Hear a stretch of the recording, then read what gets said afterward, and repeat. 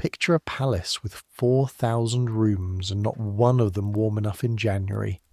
Now fill it with 1,700 windows that rattle every time the wind comes off the Neva, and 800 people sleeping inside its walls who will never sit on its furniture, never eat at its tables, never once be seen by the woman who owns all of it unless something has gone wrong. Add gilt so thick on the ceilings that candlelight turns it liquid. Add ice 3 feet thick on the river outside, strong enough to hold cannons. Add a German-born Empress who reads philosophy and French before breakfast and signs death warrants in Russian after it. That's the Winter Palace, Saint Petersburg, 1782. Magnificent. Filthy in the places nobody important looks. A city where you could freeze to death in a doorway at dawn and watch the wealthiest court in Europe glide past in sledges trimmed with sable by evening. We're going back there tonight, not as tourists gawking at a museum full of paintings. We're living it. One day, one person, one room nobody's supposed to talk about. Everything she would have seen, smelled, heard, and survived. So I make these history stories, and I genuinely don't know if anyone falls asleep to them, or if you're all just strange in the specific way that finds 18th century plumbing soothing. Either way, subscribe if you like. Get comfortable. Here we go. Here is the problem, before anything else. You've been ordered to clean a room that does not exist. Not on any plan of the palace, not mentioned in any inventory the housekeeper keeps in her ledger. A locked door at the end of a corridor on the floor below the Empress's private apartments, and this morning, for the first time in the 4 months you have worked here, someone has handed you the key. Your hands are not steady when you take it. That is the whole problem right there, before the smell of the corridor or the cold of the floor or any of the rest of it. A locked room in a palace where locked rooms usually mean either treasure or shame, and you are 16 years old, and you are the one being trusted, or tested, or set up to fail. You don't know which yet. You won't know for hours. Your eyes open in darkness, and for half a second you don't know where you are. Then the cold finds you, the way it always does first, before the smell. Before anything else. Your body recognizes the room before your mind does. Stone floor an arm's length below the servants' loft you sleep in. No fire up here, not this high, not for girls like you. The blanket on top of you is wool, but thin wool. The kind that has been washed so many times it remembers warmth more than it provides it. Then the smell arrives. It always arrives in layers, the way it has every morning since you came here. Tallow smoke first, thick and animal, drifting up from the candles burned down to stubs in the corridor below. Underneath that, the mineral bite of the stove ash nobody has cleared yet. Underneath that, wet wool and unwashed bodies, 11 girls packed into a loft built for 6. All of you breathing the same thin air all night. And underneath everything, your own smell, sour with sleep and yesterday's labour, because the basin downstairs freezes solid most nights, and nobody bathes properly until spring. Welcome to the Winter Palace, in the 2nd decade of an Empress's reign that will outlast nearly everyone sleeping under this roof tonight. You're lying on a straw pallet in the attic above the laundry wing, on the side of the building that faces the inner courtyard rather than the river, which the older maids tell you is a mercy, because the river side gets the wind raw off the ice, and the courtyard side at least gets some heat rising up through the floorboards from the kitchens below. Some heat, not much. Your name is Praskovya Ivanovna Lukina, though everyone in the palace calls you Pasha, the way everyone shortens every name here because there is no time for the long version of anything. You're 16, and you arrived 11 months ago from a village 3 days' journey south of the city, brought by your uncle, who had a cousin who knew a steward who needed another pair of hands for the laundry. You came with one spare shift, a wooden comb your mother carved, and a blessing pressed into your palm by your grandmother that you have not lost yet, though you have lost almost everything else that felt like home. Back in the village, everyone said the city would either make you or eat you. Nobody specified which one happens first or whether you get a choice. The bells are already going. Not one church, dozens, scattered across the city, each one keeping its own time so the morning never arrives all at once but in waves. The nearer churches first, a deep peal from somewhere toward the Admiralty, then a thinner one answering from across the river, then more, layered on top of each other until the whole sky seems to be ringing. You've stopped being able to tell which bell means which church. You only know that when the third wave comes, you are already late if you're not on your feet. You're not on your feet yet. The girl beside you, Dunyasha, 14, and from somewhere even farther south than you, is still curled tight as a fist, knees to chest, breathing little clouds into the dark. You nudge her with your elbow. She groans and does not move. You nudge harder. This is the routine. It happens every morning, and every morning it works eventually, and every morning you both pretend it might not. Up, you whisper. Makovna will have the strap out. This is not entirely true. Makovna, the head laundress, does not actually use a strap. Not on the girls, anyway. But the threat has calcified into ritual between you and Dunyasha, a small lie that gets you both moving faster than the truth would. You swing your legs over the edge of the pallet. The floor is so cold it feels wet, though it isn't, and your bare feet recoil before you force them flat. There's a basin in the corner with a skin of ice across the top, and you crack it with your knuckles, wincing, and splash the freezing water onto your face anyway, because the alternative is going downstairs looking like you've slept in a ditch, and the steward who oversees the laundry wing notices things like that. Your clothes are where you left them, draped over the low rafter beam because the floor near the wall sweats damp even in winter. A rough linen shift, grey now no matter how it started. A bodice laced loosely because your fingers are too stiff with cold to manage tight knots this early.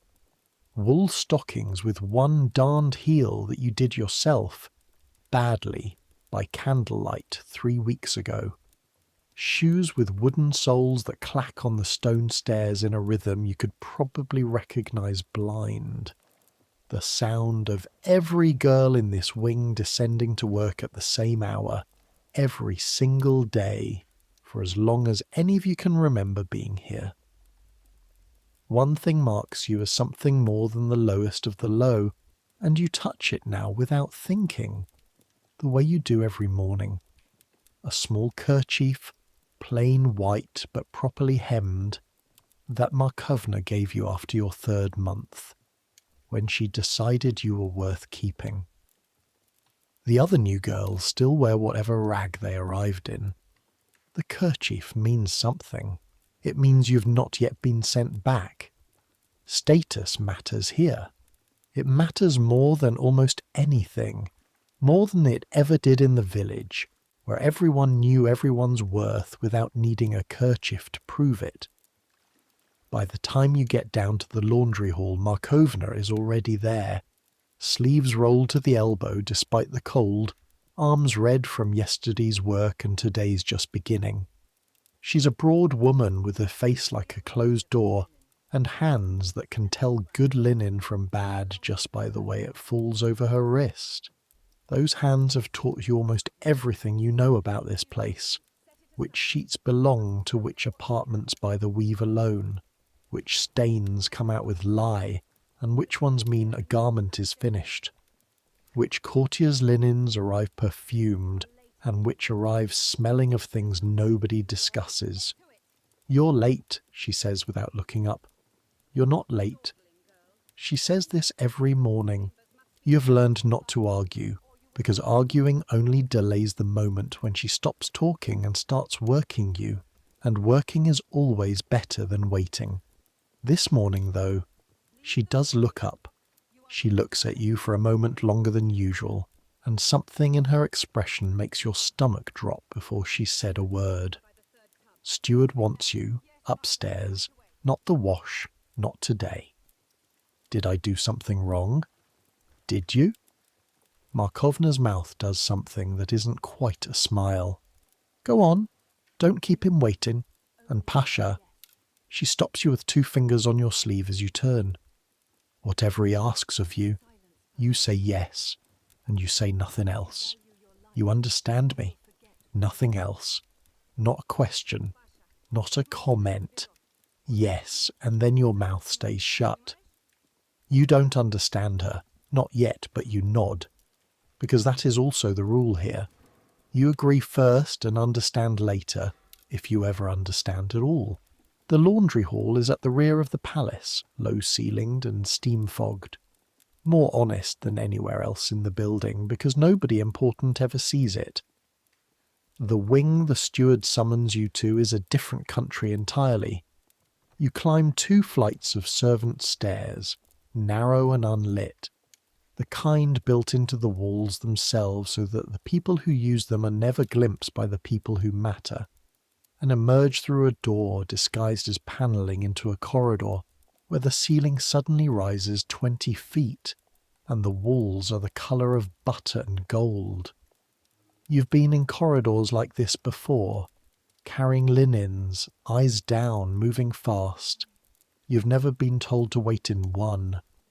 The steward who finds you there is a thin man named Bartolomeo Ivanovich, Italian by birth, though he has worn a Russian patronymic for so long that half the staff has forgotten he wasn't born with it. He oversees the private apartments below the Empress's own rooms, which makes him important in a way that has nothing to do with rank and everything to do with proximity. He can have you dismissed with 1 sentence to the housekeeper. He has never spoken to you directly before this morning.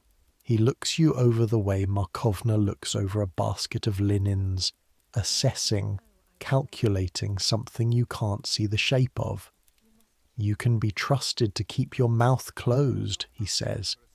It isn't a question, but you answer anyway, because the silence after it demands something.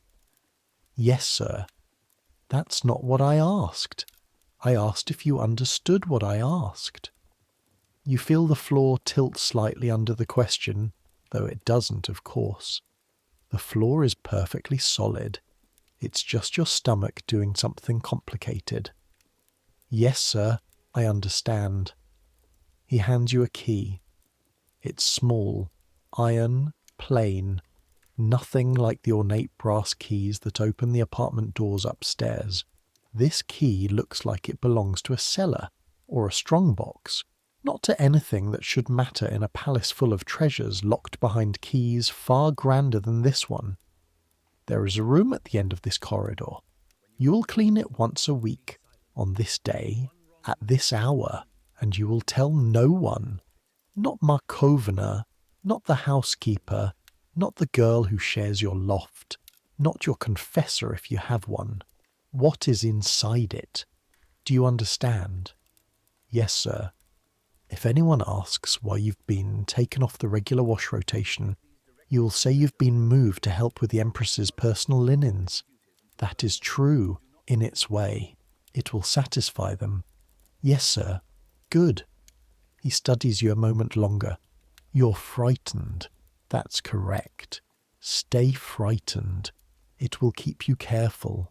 He turns and walks away without another word, his shoes silent on the carpet runner in a way your wooden soles never could be, and leaves you standing alone in a corridor that is too grand for you, holding a key that is too plain for the door it must open, with your heart going harder than it has any right to over a chore.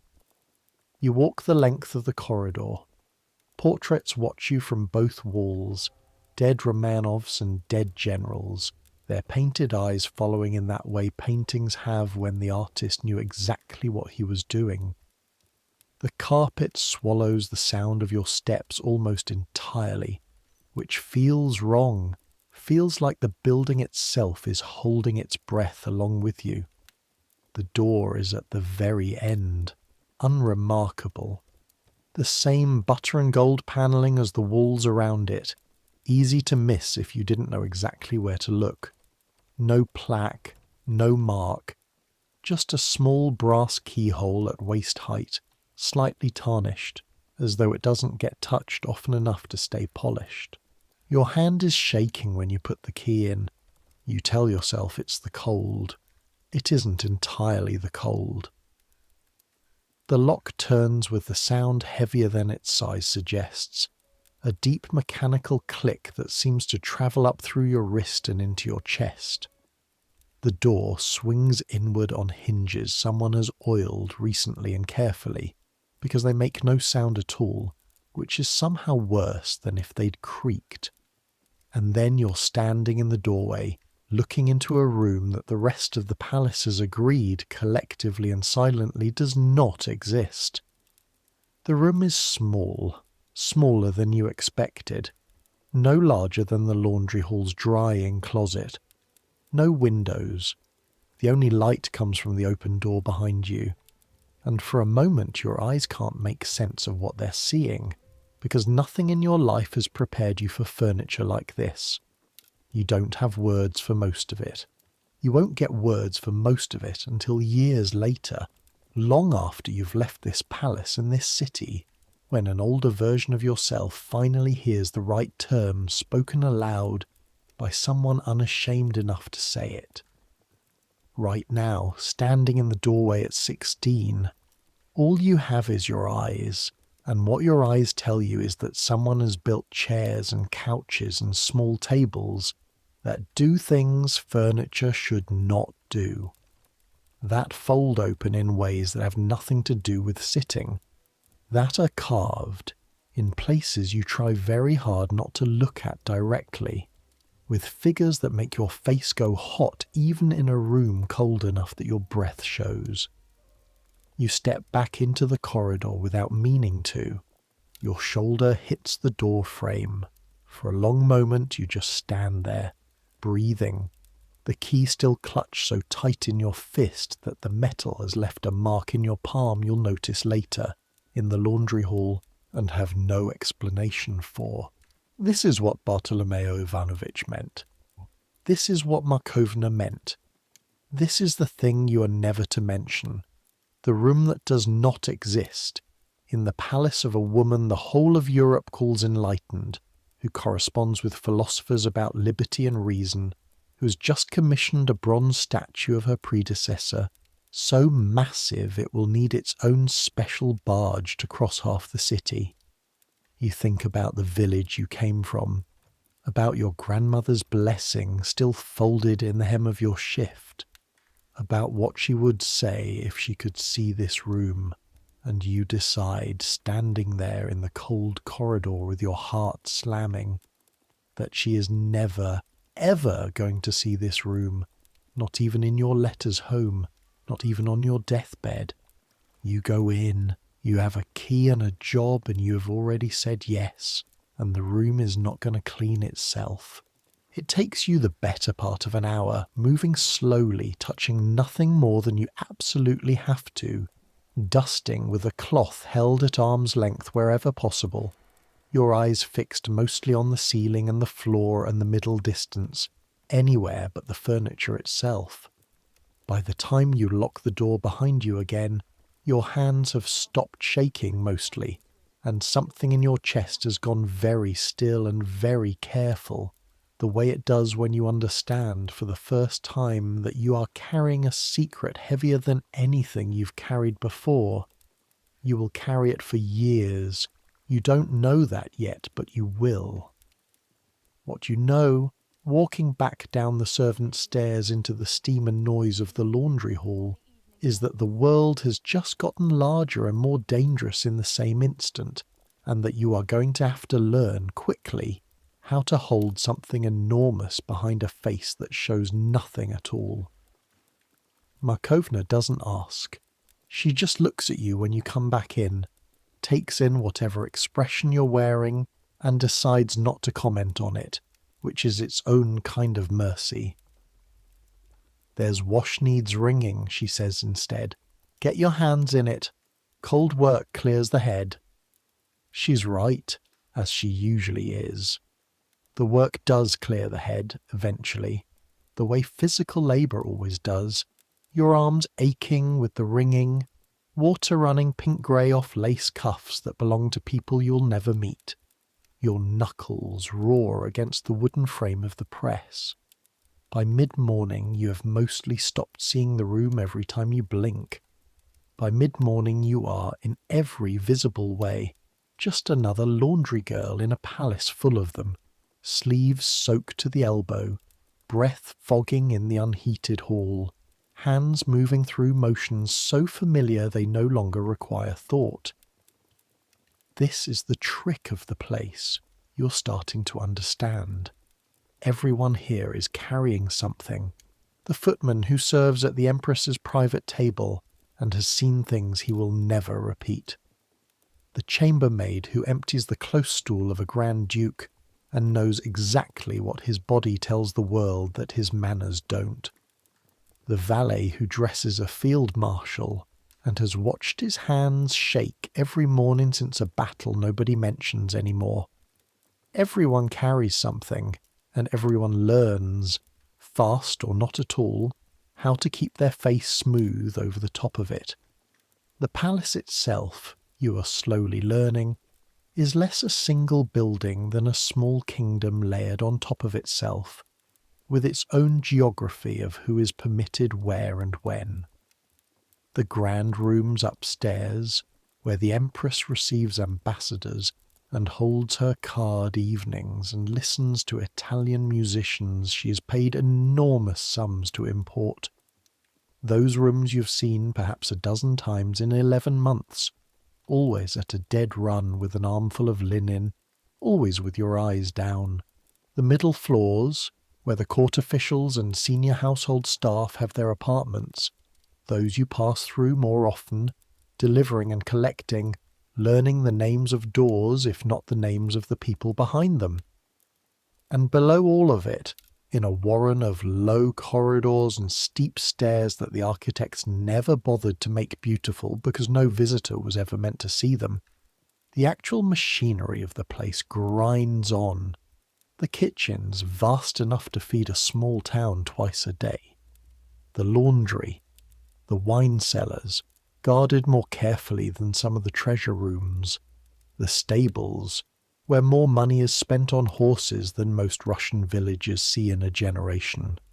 You have learned the rhythms of this lower kingdom the way you once learned the rhythms of the harvest back home, when the bread ovens fire before dawn, so the smell of baking reaches even your loft and makes your stomach twist with hunger before you've had a chance to eat.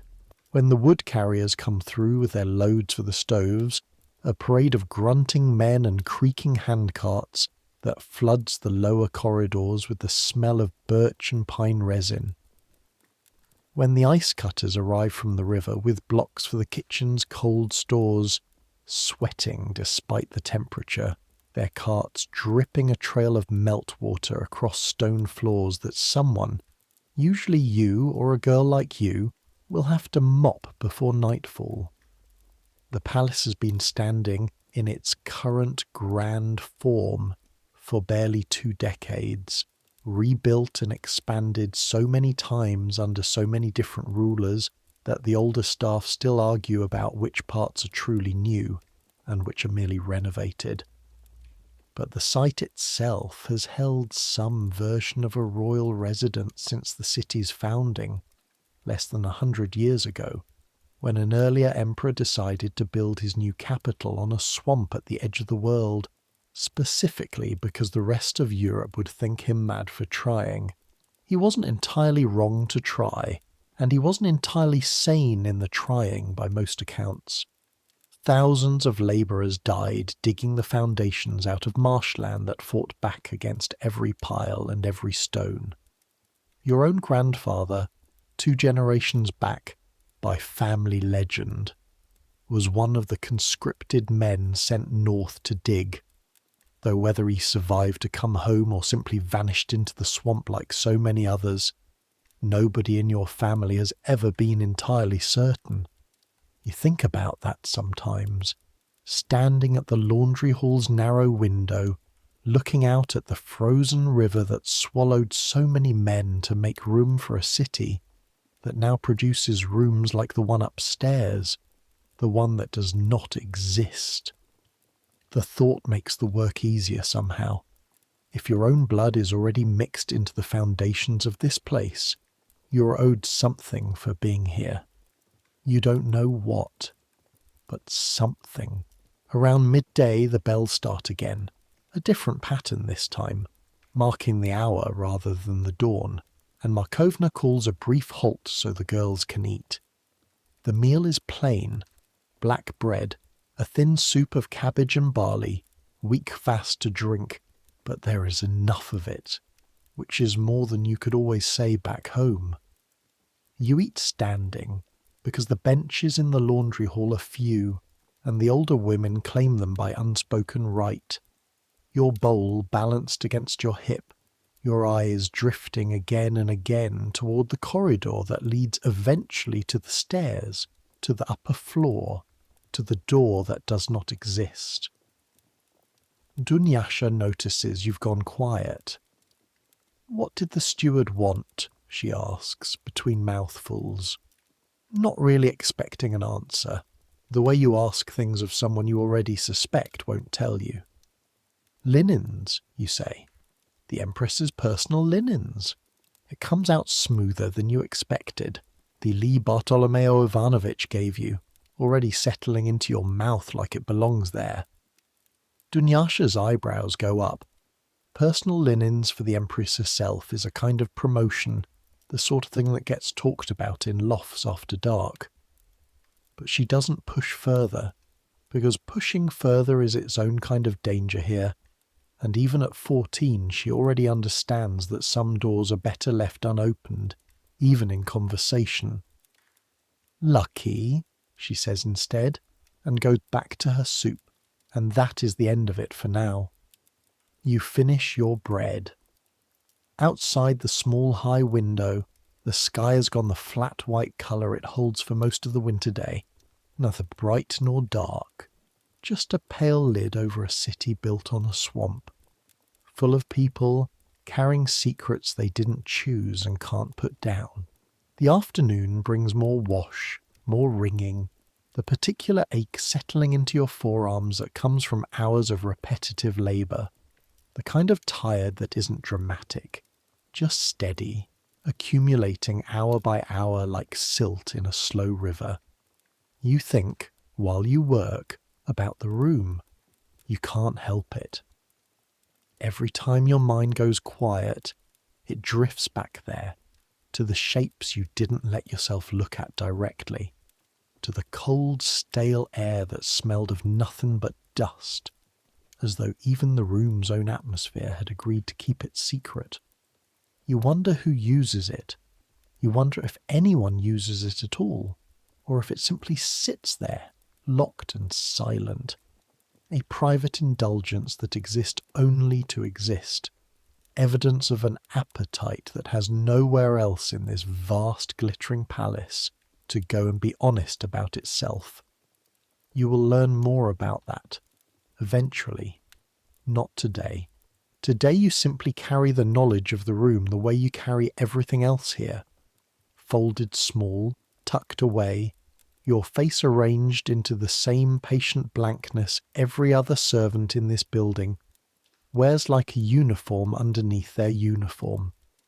By the time the light starts to fail, you have wrung and hung more linen than you can easily count, your hands gone soft and pruned and aching at the knuckles, your back complaining every time you straighten. Markovna calls the end of the working day with a single clap of her hands, the way she always does, and the laundry hall empties slowly. Girls peeling off toward the kitchens for the evening meal, toward the chapel for those who still have the energy for prayer, toward whatever small comforts the lower kingdom of the palace permits its smallest residents. You go toward the kitchens with the rest, hungry and tired in the uncomplicated way that feels almost restful after a day spent frightened, and it is only later, much later, lying in the dark of the loft with Dunyasha's breathing slow, and even beside you, that the fear comes back in full, and you lie awake turning the iron key over and over in your mind, wondering what else this palace is going to ask you to carry before it lets you go. 3 days pass before you are sent out of the palace walls at all, and when it happens because Markovna needs starch, and the boy who usually runs such errands has come down with a fever that has half the laundry wing nervous about contagion. "Take the basket," she says, pressing coins into your palm, counting them twice in front of you, so there's no question later about how many you started with. Vasiliev's shop by the Gostiny Dvor. Don't dawdle, and don't let anyone talk you into a worse price than he's already charging, which is robbery, but it's the robbery we're used to. You're glad to go, more glad than you expected to be. 4 months indoors does something to a person, makes the walls of even a palace this size start to feel close. And the thought of cold open air, however bitterly cold, however far you'll have to walk in shoes never designed for distance, feels like a gift. The moment you step through the servants' gate and onto the embankment, the city hits you the way it always does, in a wave you're never quite braced for. This isn't village crowded, where you might pass 3 neighbours on the walk to the well. This is something else entirely, something you still don't have the right scale for even after 11 months of living inside it. The street along the river has no real footpath, just a churned strip of frozen mud and old snow shared by everyone moving in every direction. Sledges hiss past, pulled by horses with frost-rimed nostrils, drivers shouting warnings that blur together into one continuous noise. A string of porters carries crates toward the customs house, breath steaming, backs bent under loads that look heavier than the men themselves. 2 officers in fur-trimmed greatcoats stride past arguing about something in French, oblivious to the beggar crouched against the embankment wall with his hand out, who they step around without seeming to register he exists at all. There are dogs everywhere, lean and quick, working the gutters for anything edible, and you've learned to step around them the way you step around the puddles, automatically, without quite looking. The noise is its own weather system. Vendors call out over each other, hawking pies, hot drinks, ribbons, repairs. Bells from a half-dozen churches layer on top of the human noise.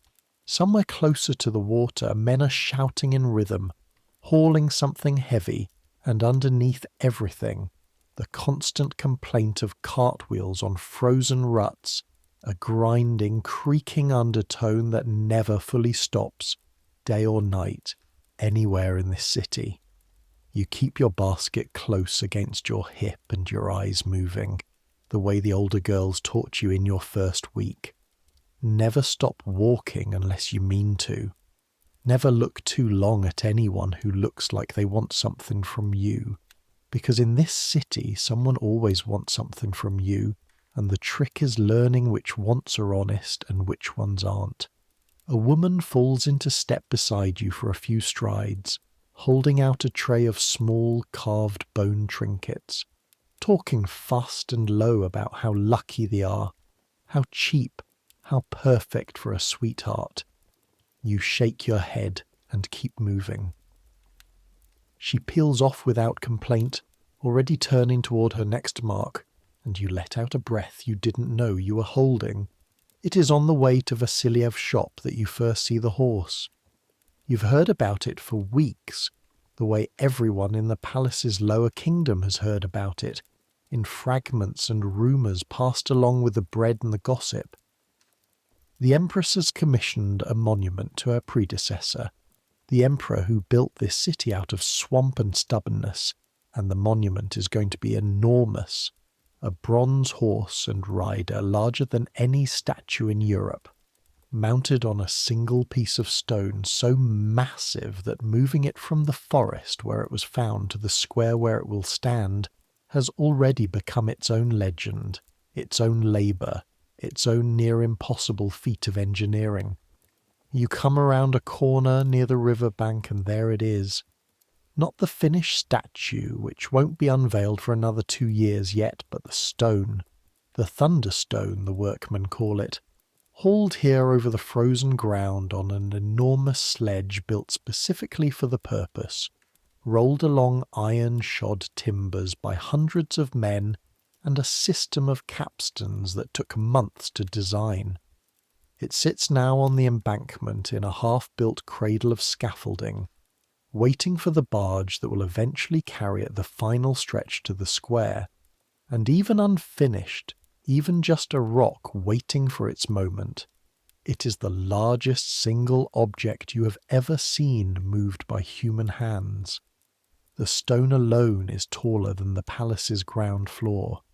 Men swarm over the scaffolding around it like ants on a loaf of bread, chipping and shaping, their hammers ringing out a rhythm that carries over the rest of the street noise.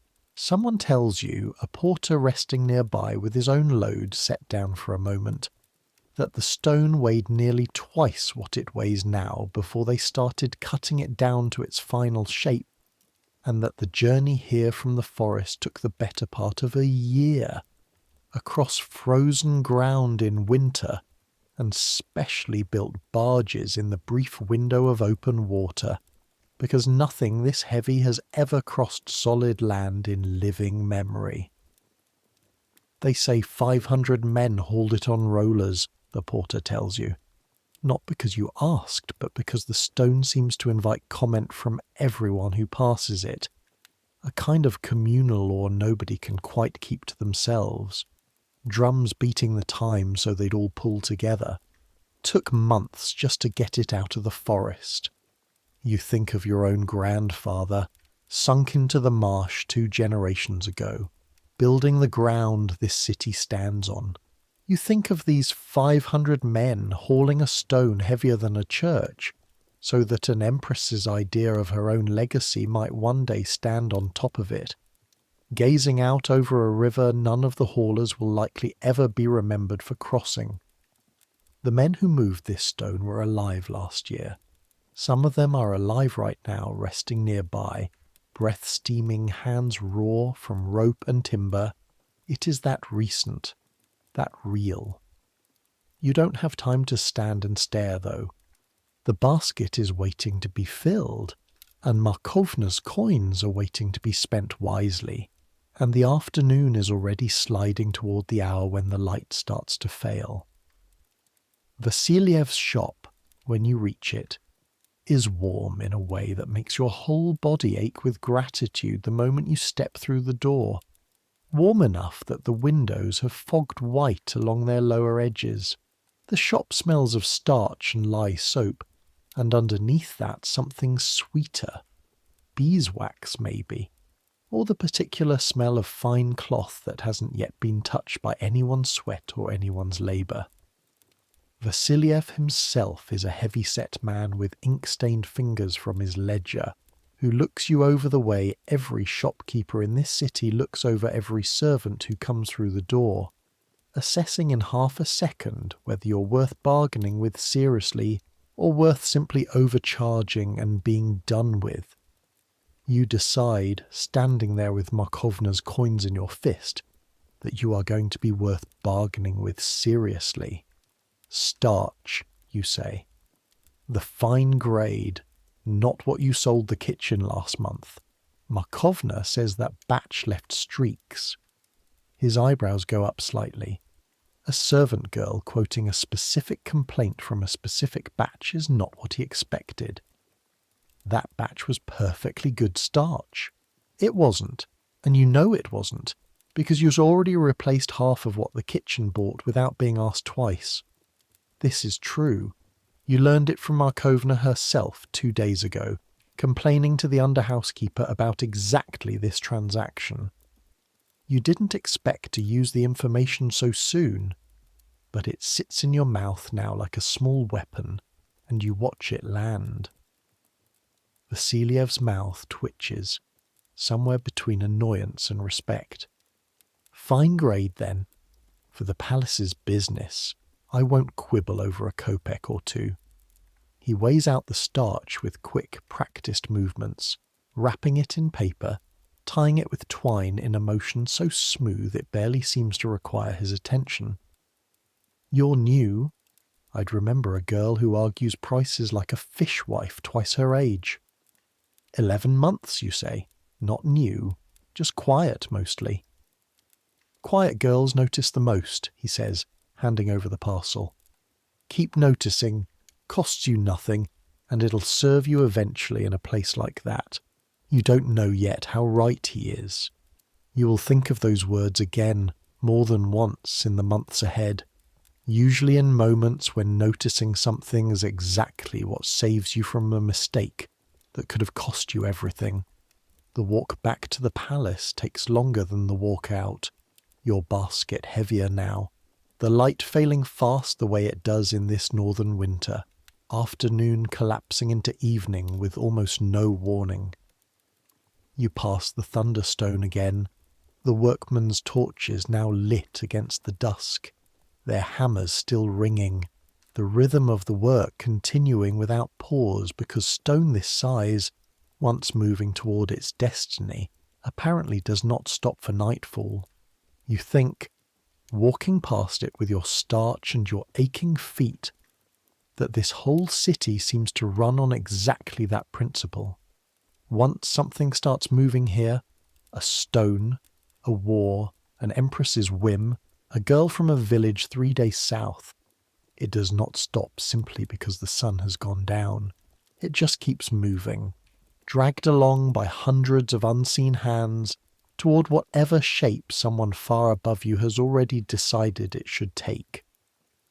It's the old chambermaid, Agafya Stepanovna, who finds you a week later, sitting on an upturned crate in the corridor outside the laundry hall, staring at nothing, the iron key sitting heavy in your apron pocket where you've started to feel its weight, even when it isn't actually heavy at all. Agafya has served in this palace, by her own account, since before the current Empress took the throne, through coup and coronation, and 2 decades of changing fashions among people whose names she says with the casual familiarity of someone discussing difficult relatives. She's old enough now that nobody quite remembers what task she was originally hired for, only that she has outlasted 3 housekeepers and is owed a debt of patience nobody can fully articulate. She lowers herself onto the crate beside you without asking permission, the way old women do when they've decided a young person needs talking to, whether the young person wants it or not. Bartolomeo gave you the little room, she says. Not a question. Your whole body goes rigid. You open your mouth to deny it, to say you don't know what she means, and she waves the denial away before you've even formed the words. I cleaned it for 9 years, child. Before my knees went, before they decided I was more use folding linens than climbing those stairs 4 times a month. She studies your face, and whatever she sees there must satisfy her, because she nods slowly, the way you'd nod over a pot that's finally come to the right temperature. You've got the look, like you swallowed something with edges. I haven't told anyone, you say, which is true and feels important to say. Good. Don't. Not your roommate, not your confessor, not the man who asks you to marry him someday, if such a man ever exists and is foolish enough to ask. Some things you carry to the grave because the alternative is carrying them to Siberia, and Siberia is colder than your grave will ever manage to be. You feel the blood leave your face at the word. Siberia is not an abstraction here. not the way it might be in a village story told to frighten children. You have heard, in low voices around the laundry fire, about servants who talked too much, who repeated the wrong thing to the wrong person at the wrong moment, and simply vanished from the palace rosters, their names crossed out in a ledger somewhere, their fates a matter of rumour rather than record. Who uses it, you ask, because you have to ask someone eventually, and Agafia has clearly already decided to be the one who answers. She's quiet for a long moment, long enough that you think she might refuse outright. The Empress herself, mostly in her younger years, before the current arrangement of her affections settled the way it has, and those closest to her favour from time to time, when privacy is needed and the usual apartments feel too watched. She shrugs, a small, tired movement. It's not my place to name names, and it's certainly not yours to repeat them. What matters is this. That room is older than your post here, older than mine when I started, and it will outlast both of us. It is not your business what happens behind that door. Your business is dust and silence and getting out again with your face arranged the same way it was when you went in. It frightened me, you admit, because something about her bluntness invites your own. It should. A girl who isn't frightened by that room is a girl who'll talk about it eventually, out of boredom or pride or simple stupidity, and talking about it is the one sin this palace truly cannot forgive. Everything else, theft, drunkenness, even a child born out of wedlock to the wrong father, everything else can be managed quietly, with the right amount of money or the right amount of mercy. But that room is the Empress's own appetite, kept private specifically so the whole of Europe can go on admiring her correspondence with philosophers without anyone asking uncomfortable questions about what she actually does in the dark. You understand the difference between a private weakness and a public scandal. I think so. Your whole job, child, every week for as long as Bartolomeo trusts you with that key, is to make sure the difference stays exactly where it is. Private on one side, public on the other. You are the wall between them. A wall doesn't gossip. A wall doesn't wonder out loud. A wall just stands there, doing its work and gets left alone. She pats your knee once, an oddly tender gesture from a woman whose hands look like they could break stone, and levers herself back up off the crate with a groan that seems to come from somewhere deeper than her joints. Get back to your ringing, and Pasha. She uses your name for the first time, and something in the way she says it makes you look up. You'll be all right. I was. 9 years, and I never said a word, and look at me. Old and creaky and still drawing wages in a palace that could have buried me in a pauper's grave 12 times over if I'd been careless. Being careful is its own kind of survival. Learn it well, and it'll carry you further than any kindness ever will. Your second visit to the room comes 3 days later, on schedule. The same hour, the same silence in the corridor, the same heavy click of the lock turning under your key. It's easier this time, in the sense that your hands don't shake quite as badly when you push the door open. It is not easier in any other sense. The cold, stale air still hits you the same way. The dust motes still hang in the single shaft of light from the open door the same way, and the furniture is still exactly what it was the first time. No less strange for having been seen once already. You work methodically now, the way Agafia's advice has settled into you almost like instruction, from a craft you didn't know you were learning. Dust the surfaces you can reach without looking too closely. Sweep the floor in long, even strokes. Check the single small stove in the corner, unlit, never lit as far as you can tell, but still requiring its ash swept and its grate checked for rust.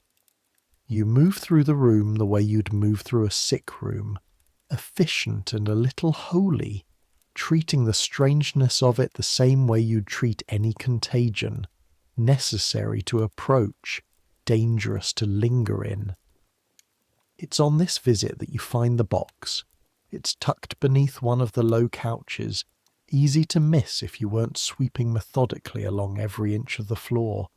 A small lacquered case no larger than a Bible, locked with a clasp far more delicate than the iron key in your pocket could ever open. You don't try to open it. You don't even pick it up, not really. Just nudge it slightly to sweep beneath it and see it more clearly in the dim light, and the lacquer catches the light in a way that suggests it's valuable, or at least valued, by someone who chose it carefully. You leave it exactly where it was.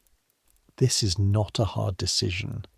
This is the easiest decision you will make all week. Whatever is inside that box belongs to a world several stories above your own in every sense that matters, and the rule Agafya gave you, a wall doesn't wonder out loud, extends, you decide on the spot, to not wondering in silence either, not about specific objects, not about specific names, not about anything you don't strictly need to know in order to do your job and leave the room exactly as undisturbed as you found it. You finish your sweeping, you check the stove, you straighten one small cushion that has slid askew, careful to touch it only at the corner, and you let yourself out, locking the door behind you with the same heavy click, and you walk back down the corridor with your face arranged as instructed exactly the way it was when you went in. It is only later, much later, lying awake in the loft with Dunyasha's breathing slow beside you, that you let yourself wonder, just once, just to yourself, what it must be like to be powerful enough and lonely enough and trapped enough by your own greatness to need a room like that at all. An empress who corresponds with the greatest minds in Europe, who has built academies and reformed laws and commissioned monuments that will outlast every person now living, and who still needs, apparently, somewhere small and locked and silent to be something other than magnificent for an hour. You don't know if that thought makes you feel sorry for her or simply more afraid of her. Both feelings sit in your chest at once. Uncomfortable roommates, and eventually exhaustion does what thought cannot, and you fall asleep before you've managed to choose between them. The ball happens on a Thursday, the kind of grand court evening that ripples down through every level of the palace days before it arrives, because an event that size cannot happen without hundreds of hands preparing for it. Most of those hands belonging to people who will never see a single minute of the dancing itself. You feel it building from Tuesday onward. Extra linens demanded for the state apartments, finer than your usual stock, the kind that makes Markovna pull on her good spectacles to inspect for flaws invisible to anyone less particular. Extra candles requisitioned by the dozen, then by the gross, until the storeroom that supplies them looks half-emptied by Wednesday evening. The kitchens, when you pass them on an errand, have transformed into something closer to a battlefield than a place where food is made. Coppers banging, boys running with trays stacked higher than their own heads, a head cook shouting orders in 3 languages at once because half his staff are French-trained and half are local, and none of them, apparently, can be trusted to understand instructions given only once. By Thursday evening, the lower kingdom of the palace has organized itself around a single purpose, keeping the upper kingdom glittering for exactly as many hours as the Empress requires, and then vanishing the evidence of all that labor before the candles are even fully burned down. You're sent, along with 3 other girls, to help carry extra chairs up to the gallery that overlooks the great ballroom, a task that requires you to climb a narrow servant stair you've never used before, one that emerges through a discreet door directly into the musician's alcove above the dance floor. It is here, setting down your armload of gilt chairs while a steward checks them for any flaw that might embarrass the household, that you see the ball itself for the first time, and the sight stops you completely. Chairs forgotten, mouth slightly open in a way you'd be embarrassed about if anyone were looking at you instead of at the floor below. The room is enormous, larger than any space you've ever stood inside, its ceiling painted with clouds and gods in a style so far from anything you grew up with that it might as well be a vision rather than a painting. Hundreds of candles burn in chandeliers that hang from that painted sky like a second, lower set of stars, their light multiplied 1,000 times over by mirrors set into every wall, so that the whole room seems to fold in on itself, glittering and endless. And the people. You've never seen so many people dressed the way these people are dressed. Silk in every colour you have words for and several you don't. Jewels that catch the candlelight and throw it back in small private explosions every time someone turns their head. Wigs powdered so white they seem to glow against skin and silk alike. An orchestra plays somewhere below the gallery you're standing in, the music drifting up to you in fragments, and the dancers move through patterns so precise and so foreign that they look, from this height, less like people enjoying themselves and more like a single elaborate machine performing some function you don't understand the purpose of. Somewhere in the middle of all that glitter, though you can't pick her out specifically from this height and this distance, is the Empress herself. The same woman whose hidden room you have swept and dusted twice now with your own 2 hands. The same woman who reads philosophy and signs warrants, presiding over an evening that will be remembered, talked about, written into letters that travel to every court in Europe. An evening that has consumed an entire week of labour from people who will spend tomorrow morning scrubbing wax drippings off marble floors and never once be thanked for it. Move, the steward says behind you, not unkindly but firmly, and you remember the chairs, and the moment passes. You're sent back down almost immediately. The gallery's needs satisfied for now, and the contrast hits you on the stairs themselves. The abrupt transition from painted gods and candlelit glitter to bare stone steps and a single tallow lamp, the temperature dropping noticeably with every flight. The smell of beeswax and perfume fading into the more familiar smell of cold stone and lamp oil.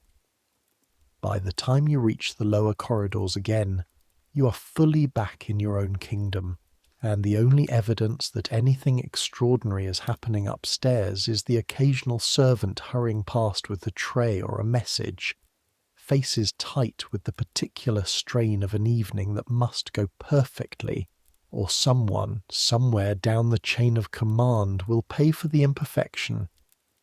It is in one of these lower corridors unexpectedly that a man stops you. He is not dressed like the kitchen staff or the footman running messages. His coat is fine, though slightly dishevelled, his wig askew in a way that suggests he's been drinking steadily since the evening began, and his face has the particular flush of a man who has spent the last hour somewhere warmer and more crowded than this corridor. "You," he says, and the single word makes your stomach drop because something in his tone suggests he already knows something about you, or thinks he does. You stop because stopping when addressed by someone clearly above your station is not a choice. It's simply the shape the world takes here. "You're the new girl on the small room," he says, lowering his voice slightly, though the corridor is empty. the one Bartolomeo trusts now. You say nothing. Agafia's advice rises in you like an instinct. A wall doesn't gossip, doesn't wonder out loud, doesn't confirm anything it hasn't been explicitly asked to confirm by someone with the right to ask. "I'm not sure what room you mean, sir," you say, and your voice comes out steadier than you expected. He studies you for a moment, swaying very slightly, and something in his expression shifts, amusement maybe, or something closer to respect. "Good answer," he says. "Very good answer. Bartolomeo chose well." He reaches into his coat and you flinch, just slightly before you can stop yourself, and he notices and laughs, a short, unpleasant sound. "I'm not going to hurt you, girl. I'm going to pay you." He produces a coin and holds it up between two fingers so it catches the lamplight. There was a box, small, lacquered, beneath one of the couches in that room you don't know anything about. I need to know if it's still there. Your mind goes very still and very fast at the same time, a strange sensation, like standing in flood water that hasn't quite reached your knees yet but is clearly rising. You think of Agafia. You think of Bartolomeo's flat instruction. Nothing else, not a question, not a comment. You think of the word Siberia, sitting in your chest where Agafia put it, cold and permanent. "I don't know anything about a room, sir," you say again, "and I have linens waiting that the housekeeper will have my hide for if I'm late delivering them." The coin hangs there a moment longer between his fingers. You can feel how much you want it, somewhere distant and shameful, the weight of it, what it could buy, what it might mean for a girl whose entire wealth in the world currently amounts to a wooden comb and a folded blessing. And you can feel, much closer and much louder, exactly how much that coin is worth compared to what it's actually buying, which is not information about a box but a thread connecting you, by name, to a secret that several powerful people very badly need to remain unconnected to anyone at all. "Suit yourself," he says finally, and the coin disappears back into his coat as quickly as it appeared. "Smart girl. Pity. I'd have paid well." He sways past you, continuing down the corridor toward wherever he's actually meant to be, and you stand there for a long moment after he's gone, breathing harder than the conversation should have required, your hands pressed flat against your apron because they've started to shake again, the way they did the very first time you stood in that doorway and saw what was inside. You don't tell Agafia about the man. You don't tell Bartolomeo. You don't tell anyone, ever, which is, you understand now with a clarity that feels almost physically heavy, exactly the point of everything she taught you. The wall doesn't just keep other people's secrets out. It keeps its own encounters quiet too, every single one. Because the moment a wall starts explaining itself, it isn't a wall anymore. It's a door.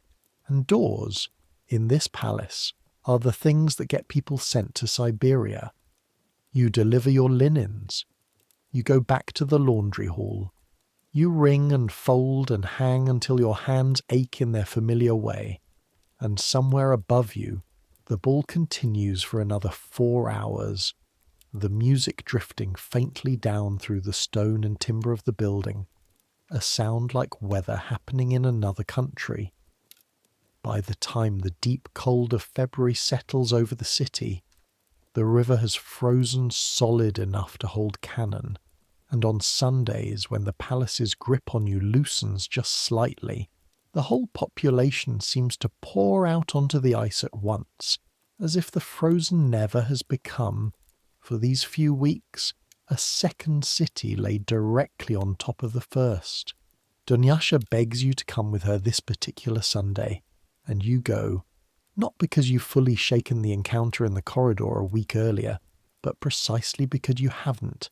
and the thought of open sky and ordinary noise feels like the only medicine available to you. The ice fair, when you reach it, swallows you the way the city itself did on your first day here, except this time the strangeness is joyful rather than frightening.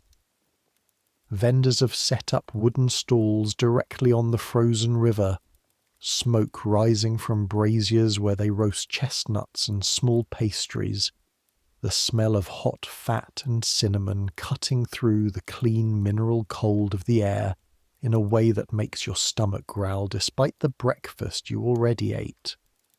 Children slide on their boots in long looping paths cleared smooth by hundreds of feet before them. A man has set up a small puppet booth near the embankment, and a crowd of servants and merchants' wives and soldiers off duty has gathered to watch, laughing at jokes that would never be allowed inside the palace's painted walls.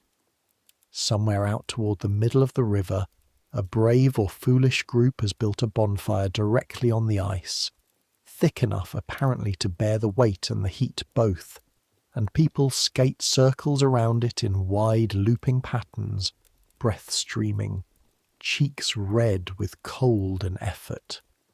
"Come on," Dunyasha says, tugging your sleeve toward a man renting bone skates from a sledge near the bank.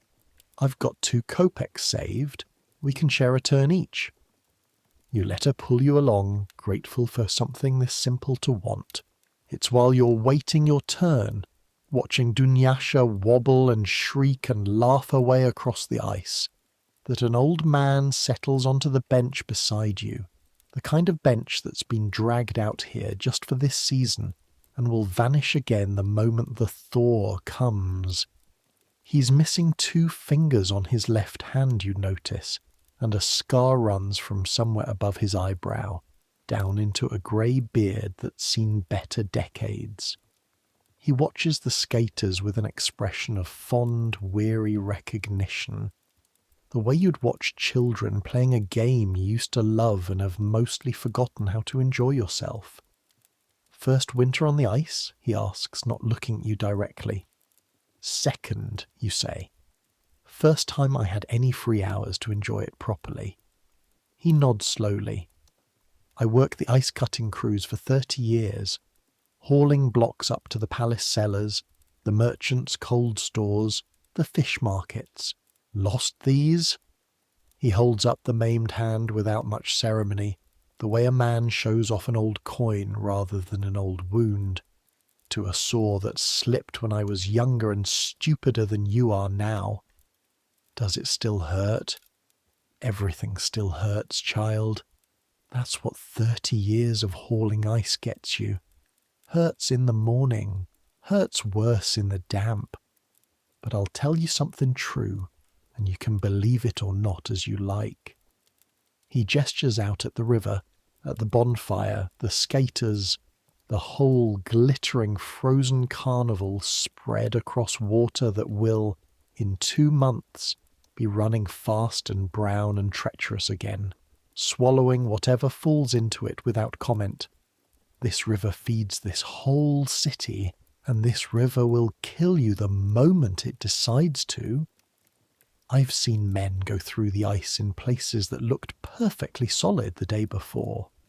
I've seen the spring floods carry away whole sections of riverbank, houses and all.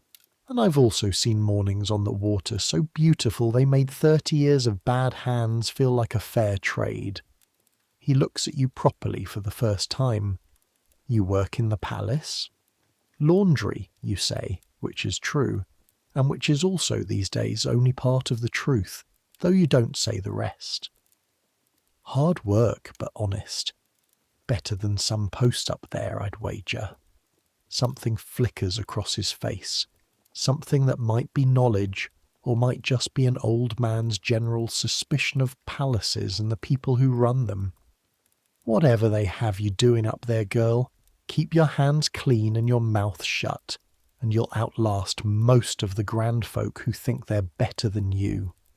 I've buried 2 empresses worth of courtiers in my time, and I'm still here, freezing my bad fingers off on a bench watching children skate. There's something to be said for being too small to matter. You think of the man in the corridor with his coin held up between two fingers. You think of Bartolomeo's flat instruction.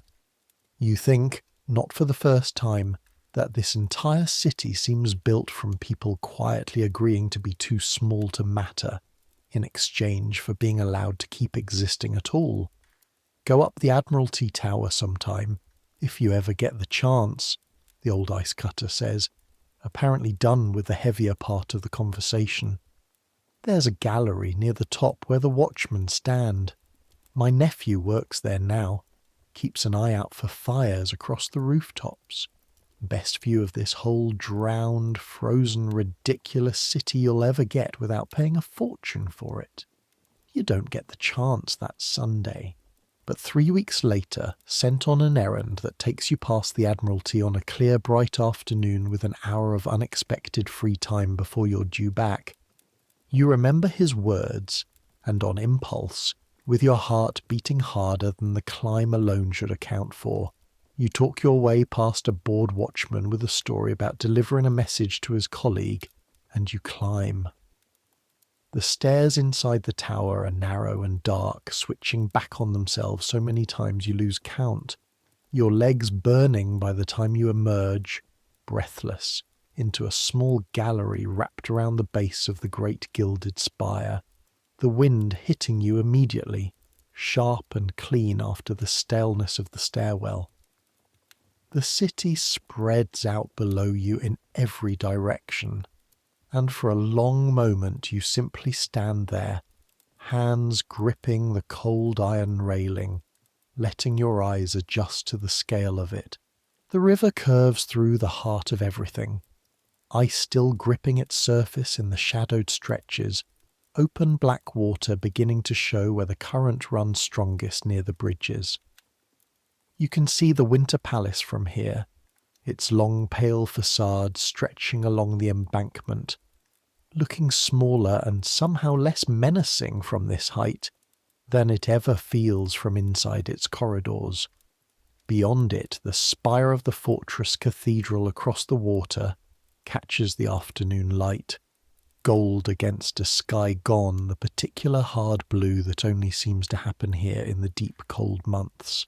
Smoke rises from 1,000 chimneys, merchant houses and workshops and the great barracks where soldiers live stacked like the laundry girls in their own lofts, all of it threaded together by streets that from up here look less like the chaos you fight through every day and more like the deliberate pattern of something planned, something willed into existence by force of a single ruler's stubbornness against a landscape that never wanted a city here at all. You think about your grandfather again, sunk into this same marshland 2 generations back, and about the thunderstone you saw being chipped into shape on the embankment, and about the room with no windows where you sweep dust off furniture that exists for reasons you've decided not to fully understand. All of it from up here looks like pieces of the same vast machine, labour and stone and secrets and ice, all of it ground together to make something that the rest of Europe has to admit, however reluctantly, is genuinely magnificent. You are such a small part of this. A laundry girl, 16 years old, holding a key to a room that officially does not exist, standing on a tower that wasn't built with girls like you in mind at all. The merchants down in the Gostiny Dvor would barely notice you exist. The men dancing in the painted ballroom would step around you in a corridor without registering your face. In the great machinery of this empire, you are barely a single turning gear, smaller than the smallest cog. But you are here. You climb the stairs yourself. You are seeing the view that the old ice cutter promised you, and nobody can take that particular fact away from you, no matter how small you remain in every other sense that the city seems determined to insist on. The wind picks up sharp enough to sting your eyes, and somewhere below a bell begins striking the hour, joined a moment later by another and another. The whole city's churches answering each other across the rooftops the way they do every single day. The same sound that wakes you every single morning. Except up here it sounds less like an alarm and more like a conversation. Voices calling to each other across a distance too vast for words. You stay until your fingers have gone properly numb inside your mittens, and then you climb back down. Thank the watchman with a story about the message having been delivered successfully, and hurry back toward the palace, back toward the lower kingdom, and the laundry hall, and the room at the end of the corridor that you're due to clean again in 4 days' time, carrying the memory of that view folded away inside you the same careful way you carry everything else here. Private, small, and entirely your own. The trouble announces itself on a Tuesday in the form of Bartolomeo Ivanovich appearing in the laundry hall itself, which has never happened before in all the months you've worked here. His presence so out of place among the steam and the wet linen that the entire room seems to hold its breath the moment he steps through the door. He doesn't address Markovna first, which is its own kind of insult, the order of these things mattering more than the words themselves. He looks directly at you, and his face has none of its usual careful neutrality. "With me," he says. "Now." Markovna's eyes flick toward you, sharp with a question she knows better than to ask aloud, and you set down the linen you are folding with hands that have already begun to tremble the way they did the very first day, the way Agafya warned you they might if you were ever foolish enough to lose your fear of that room entirely. You follow him up the servants' stairs in silence. He doesn't speak until you're both standing in the corridor outside the door that does not exist, and even then his voice comes out low and tight, controlled in a way that frightens you more than shouting would have. "The box," he says, "lacquered, small, it's gone." The floor seems to drop slightly under you, the way it did the very first morning, except this time there's no key in your hand to explain the sensation. Just the sick lurch of understanding exactly what is being asked and exactly how badly the answer matters. "I never touched it," you say, too fast, your voice climbing toward a register that sounds, even to your own ears, like guilt. You force it back down, force yourself to breathe. "I saw it once under the couch when I was sweeping. I never opened it. I never moved it. I swept around it, and I left it exactly where it was."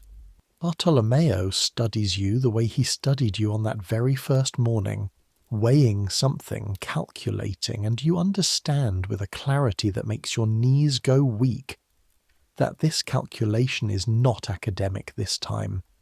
This calculation has consequences attached to it, immediate and physical, the kind Agafya warned you about in a single word that still sits cold in your chest. "Someone has been asking questions," he says finally, "about that room, about who has access to it. A name has been mentioned. Yours."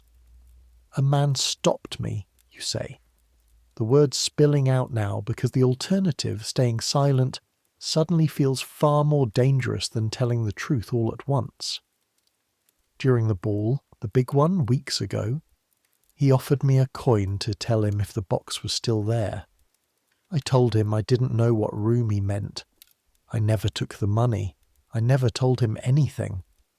"What did he look like?" You describe him as best you can. The fine but dishevelled coat, the wig askew, the flush of drink, a voice that suggested familiarity with corridors most people never walk, and Bartolomeo's jaw tightens with something that might be recognition. "You should have told me immediately," he says. "You told me to say nothing, not a question, not a comment. I thought that meant—" You falter, because you genuinely don't know now whether your silence was loyalty or simply a mistake dressed up as loyalty, and the not knowing is its own kind of terror. It meant nothing to anyone outside this conversation, Bartolomeo says, and for the first time something in his face softened slightly, not with kindness exactly, but with the particular weariness of a man who has spent years managing problems exactly like this one, and recognises, perhaps, that you are not the problem so much as a girl caught inside someone else's. Not from me, this once. From now on, anything like that, anything at all, you come to me directly, the same hour, no matter what else you're meant to be doing. Do you understand? Yes, sir. The box belonged to someone who should not have had access to that room at all, and its disappearance has caused a difficulty considerably larger than its size suggests. Do you understand what I am telling you? You think you do. You think the box was not simply an object, but evidence of something, or a means to something, and that its disappearance has set in motion exactly the kind of trouble that powerful people resolve quietly and permanently, the kind of trouble that produces exactly the vanished names Agafia alluded to in her warning. I have to inspect the room, he continues, now, with you present, because you're the last person known to have entered it before the disappearance was discovered, and because if I go in there alone and something else is found missing later, the story becomes considerably worse for both of us. He unlocks the door himself this time, his hand steadier than yours have ever managed to be, and you follow him inside, the cold, stale air settling over you exactly the way it always has. Except now every shadow in the room seems to hold a question you can't answer. He checks beneath each piece of furniture methodically, the way you'd check a child's pockets for stolen sweets, his face giving away nothing while his hands move with quick, practiced efficiency. You stand near the door, arms wrapped around yourself, though the cold isn't quite cold enough to require it, watching him work, watching the room itself for any sign of disturbance you might have missed on your last visit, and somehow failed to notice. There is nothing else missing, as far as either of you can tell. The box, and only the box, has vanished from beneath the couch where you swept around it 3 weeks ago, and the absence of any other disturbance only makes the whole situation stranger, more deliberate, less like accident and more like theft committed by someone who knew exactly what they wanted and exactly where to find it. Who else has a key, you ask, before you can stop yourself, the question slipping out in a moment of genuine confusion rather than calculation. Bartolomeo looks at you for a long moment, and something in his expression suggests the question is either dangerously naive or surprisingly perceptive, and he hasn't yet decided which. More people than there should be, he says finally. That has always been the difficulty with a room like this one. Its existence depends on a small number of people knowing it exists at all, and every single person who knows is, by definition, someone with enough proximity to power to be trusted with the knowledge in the first place, which means every single suspect is also someone whose accusation could become its own scandal. He locks the door again, the heavy click echoing in the empty corridor. You see the shape of the problem now. They'll blame the smallest person, you say quietly, because accusing me cost nothing. Accusing anyone else cost something. Yes, he says, without softening it at all, which you find you respect more than you would have respected a comforting lie. That is precisely the shape of the problem, which is why I need you to think very carefully right now about anything else you might have seen, anything at all, no matter how small, in the weeks since you began cleaning this room. A face in the corridor at an unusual hour. A door left ajar that shouldn't have been. Anything. You think of the man with the coin. You think of his question, asked weeks before the box vanished, which means either he stole it himself sometime after you refused him, or someone else entirely beat him to it, or he found another way to get what he wanted without ever needing your help at all. The man who approached me, you say slowly, working through it aloud. The way Agafia taught you to be careful, but not the way she taught you to be silent. Because silence right now feels like exactly the wrong kind of careful. If he was asking whether the box was still there weeks before it disappeared, then either he took it himself eventually, or he already suspected someone else might, and was trying to get ahead of it. Either way, he knew about that box before almost anyone else seems to have known it was missing. Bartolomeo is quiet for a long moment, and you watch something shift behind his eyes, a recalculation happening in real time. That is, he says slowly, a more useful observation than I expected from you. Markovna says quiet girls notice the most, you say, echoing Vasiliev's words from the start shop without quite meaning to, the lesson having apparently lodged itself somewhere permanent. She's not wrong. He studies you a moment longer. I need you to write down a description of this man, everything you remember, his coat, his manner, anything distinctive. Can you write? A little. My letters, mostly. Enough for a list. Enough for a list will have to be enough. He starts down the corridor, and you follow. Your mind racing now in a different direction entirely, no longer simply frightened, but actively, urgently trying to remember every detail of a drunken encounter you spent the last several weeks trying very hard to forget. You understand, walking back down toward the laundry hall with your heart still hammering, that you have just crossed some invisible line, the same one Agafia warned you never to approach. You're no longer simply a wall standing silent between private weakness and public scandal. You have become, however reluctantly, however unwillingly, a witness. And witnesses, in a palace built on secrets, are either protected very carefully by the people who need their silence, or removed very quietly by the people who need their absence. You don't know yet which of those two fates is waiting for you.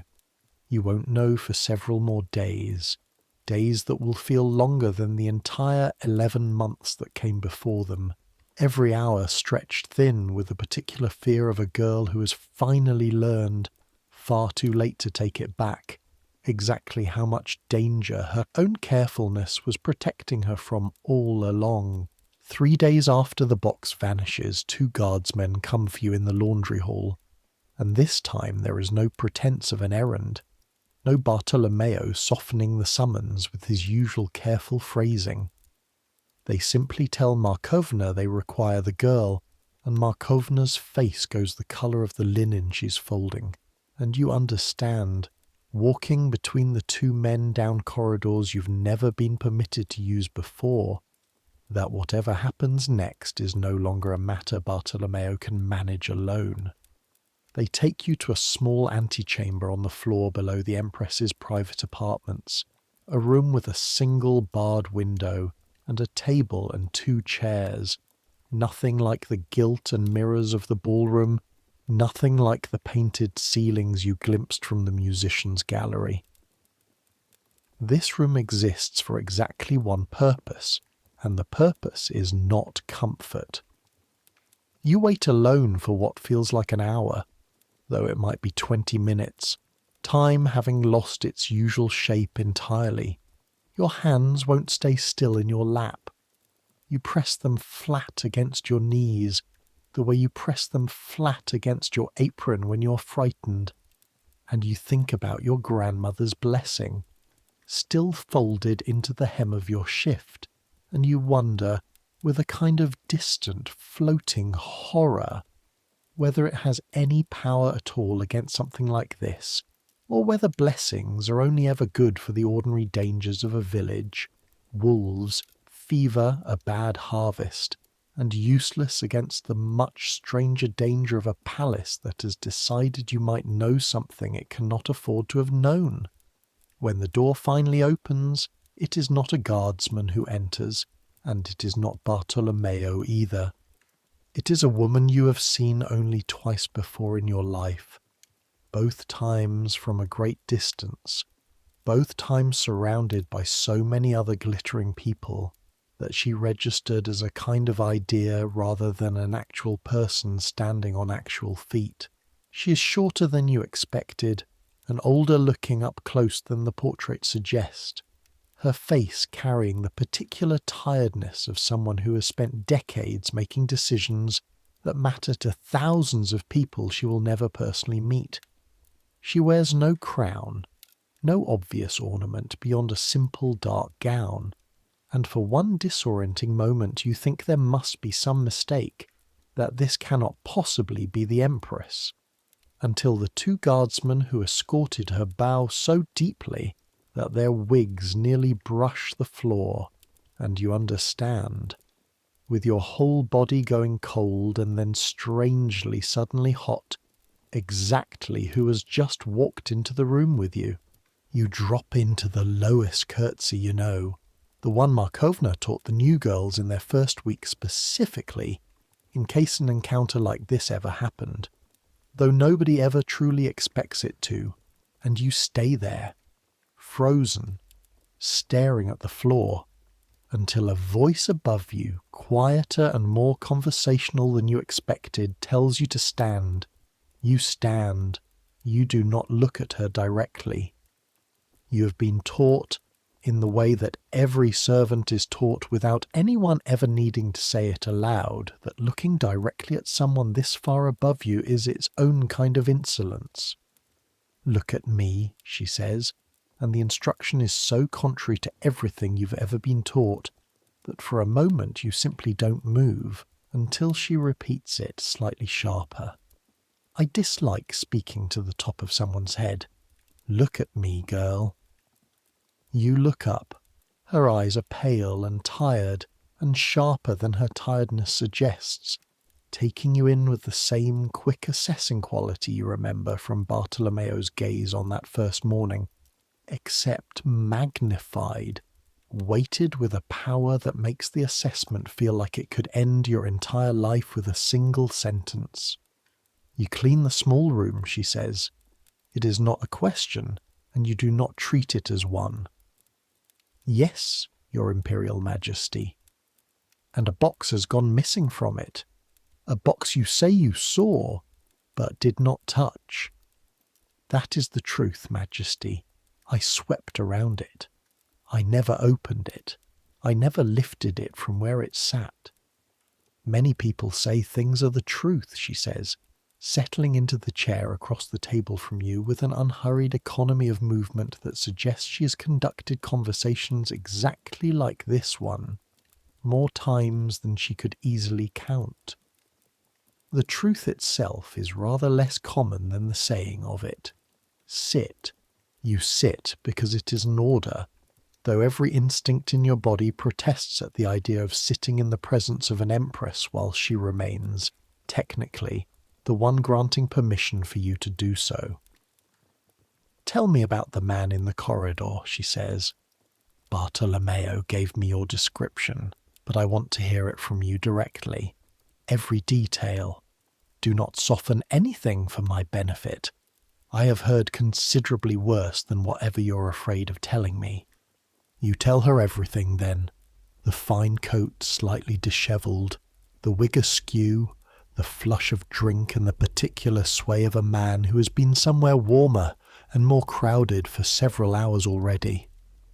The coin held up between two fingers, catching the lamplight. The exact words he used. There were a box, small, lacquered, beneath one of the couches, and the exact words you used in return. The lie about linens, the steadiness you found somewhere inside yourself that you didn't entirely know you had. She listens without interrupting, her face giving away almost nothing, though you notice, somewhere around the description of the coin, a very small tightening around her mouth that might be anger, or might simply be the particular weariness of someone hearing a confirmation of something she already suspected. "You refused his money," she says when you've finished. "Yes, Majesty." "Why?" The question catches you off guard because you expected to be questioned about facts, about details, about the shape and colour of a coat, not about the interior reasoning of a 16-year-old laundry girl standing at the very bottom of an empire that stretches across half a continent. "Because," you say slowly, choosing each word the way you'd choose a step across ice you weren't entirely sure would hold your weight.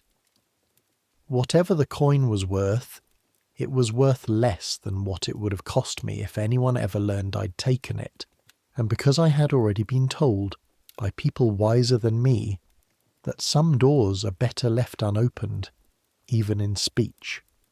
"Who told you that?" You hesitate, and she notices the hesitation immediately, her pale eyes narrowing slightly. "I am not asking so that I might punish whoever taught you sense," she says, something almost gentle entering her voice for the first time, though gentleness from a woman with this much power feels, if anything, more frightening than its absence. "I am asking because sense in a place like this is rare enough that I like to know where it comes from." "Agafya Stepanovna, you say. She served the small room for 9 years before her knees failed her. She told me a wall doesn't gossip, a wall doesn't wonder out loud. A wall just stands there doing its work and gets left alone." Something flickers across the Empress's face. Recognition, perhaps, or memory. The look of someone hearing an old and familiar piece of household wisdom repeated back to her from an unexpected direction. "Agafya Stepanovna," she repeats, half to herself. "I remember her hands. Very careful hands. I had not realized she had stopped." A pause, brief but somehow significant. She's right, of course. About the wall. It is the truest thing anyone in this building will ever tell you, and I suspect very few of them understand, the way she clearly does, exactly how much it actually costs to be one. She's quiet for a long moment, studying you, and you have the strange sensation of being weighed on a scale you cannot see the markings of, your entire fate balanced against criteria you have no way of guessing at. "The man you describe," she says finally, "is known to me. He will be dealt with in a manner that need not concern you, and in any case will not happen here, in this palace, where it might become the very scandal it was meant to prevent." Her voice has gone flat, businesslike, the tone of someone closing a ledger rather than discussing a person's fate, and you understand with the chill that has nothing to do with the room's temperature that whatever happens to him will happen far from witnesses, far from gossip, exactly the way everything in this building is designed to happen. "As for the box," she continues, "it has been recovered, not from you, from someone considerably closer to my own apartments than a laundry girl will ever be permitted to stand, which I think you understand without my needing to elaborate further. Relief floods through you so fast and so completely that for a moment you can't feel anything else at all, not the cold of the room, not the hardness of the chair, not even the fear that brought you here. You press your hands flat against your knees again, this time to keep them from shaking with something closer to gratitude than terror.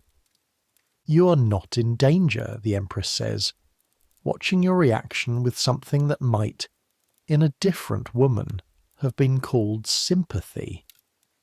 "You were never truly in danger, not from me.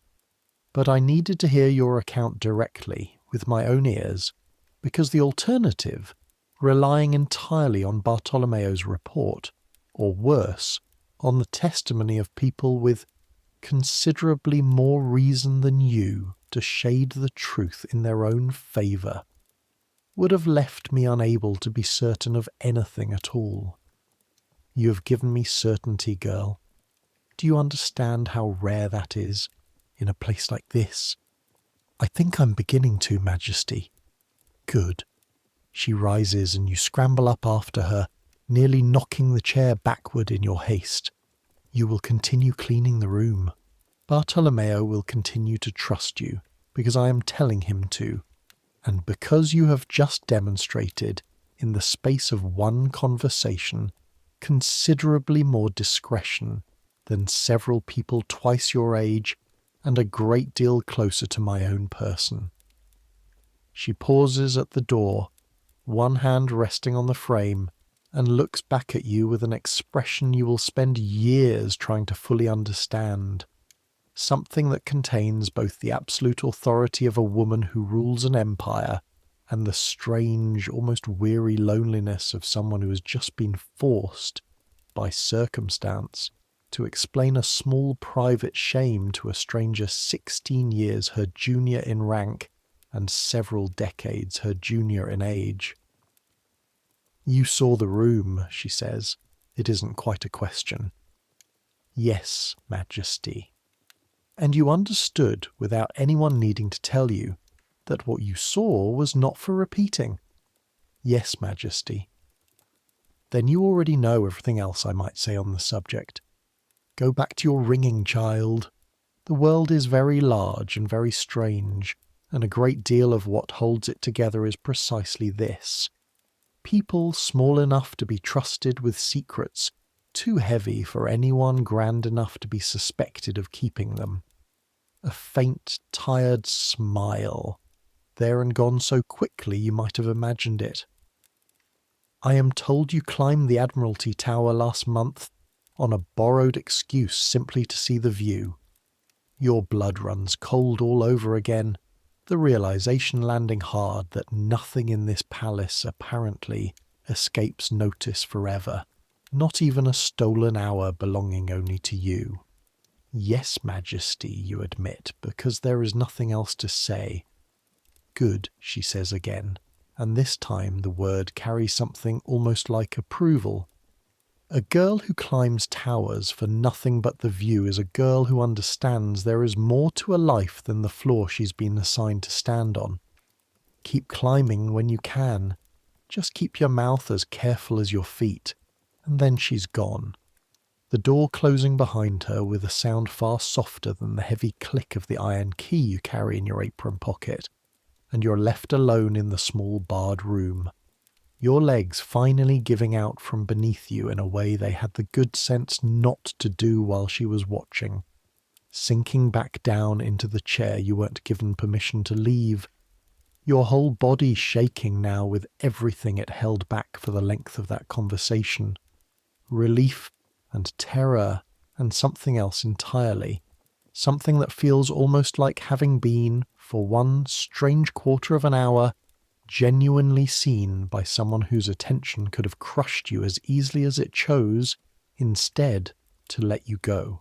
Markovna doesn't ask what happened when the guardsmen bring you back to the laundry hall, white-faced and unsteady on your feet, though her eyes track you carefully for the rest of the afternoon. The way you'd watch a pot you suspected might still be too close to boiling even after you'd pulled it from the fire. She puts you on the simplest task available, sorting plain linens by size, work that requires no thought at all, and lets you do it in silence until your hands stop trembling on their own. It is Agarthia who finds you that evening, the way she found you the very first week, settling onto an overturned crate beside you, with the particular creak of old joints lowering themselves carefully. You went in front of her, she says, not a question. News of something this size travels through the lower kingdom of the palace faster than any official channel could ever manage, whispered hall to hall, kitchen to laundry, stable to scullery, until by evening everyone below a certain rank somehow already knows roughly what happened. even though none of them were present for it. Yes, you say, and here you sit, sorting linens instead of riding north in a cart with a guard on either side. She studies you for a long moment. You did something right in there. I'd be curious to know what, though I suspect you're wise enough not to tell me, which is, frankly, exactly the kind of wisdom I was hoping you'd learn from all this. She mentioned you, you say, because that much at least feels safe to share. She remembered your hands, said they were very careful. Something moves across Agatha's weathered face, quick and unguarded, gone almost before you can name it. Pride, maybe, or the particular ache of being remembered by someone who could have just as easily forgotten you existed at all. Did she says softly, and doesn't say anything else for a long while, and you let the silence sit between you, comfortable. In a way, silence rarely manages to be in a place built so entirely on the careful management of what gets said and what doesn't. The man from the corridor is never seen again at court. You hear eventually, in the fragmented way that information about powerful people always reaches servants, second-hand, third-hand, filtered through whispers that have already travelled farther than the original fact ever intended, that he has been sent to manage a distant estate, a posting that sounds on its surface like nothing worse than a change of scenery, and that nobody who repeats the story to you seems to believe is anything other than exactly what Agatha warned you it might be. You do not ask for details. You have learned by now precisely how much you do not need to know, and precisely how much safer that not knowing keeps you. The seasons turn the way they always do in this city, with a violence that still occasionally surprises you, even in your second year here. The deep cold of February gives way eventually to a thaw that arrives almost overnight, the ice on the Neva groaning and cracking and finally breaking apart into great grey rafts that the current carries downstream past the embankment, crashing against the bridge piers with a sound like distant cannon fire. The streets turn to a churned, ankle-deep mud that swallows shoes whole and makes every errand a small misery, and you learn, the way every servant in this city eventually learns, to walk close to the buildings where the ground sits slightly higher, picking your route with the same careful attention you once reserved only for the room with no windows.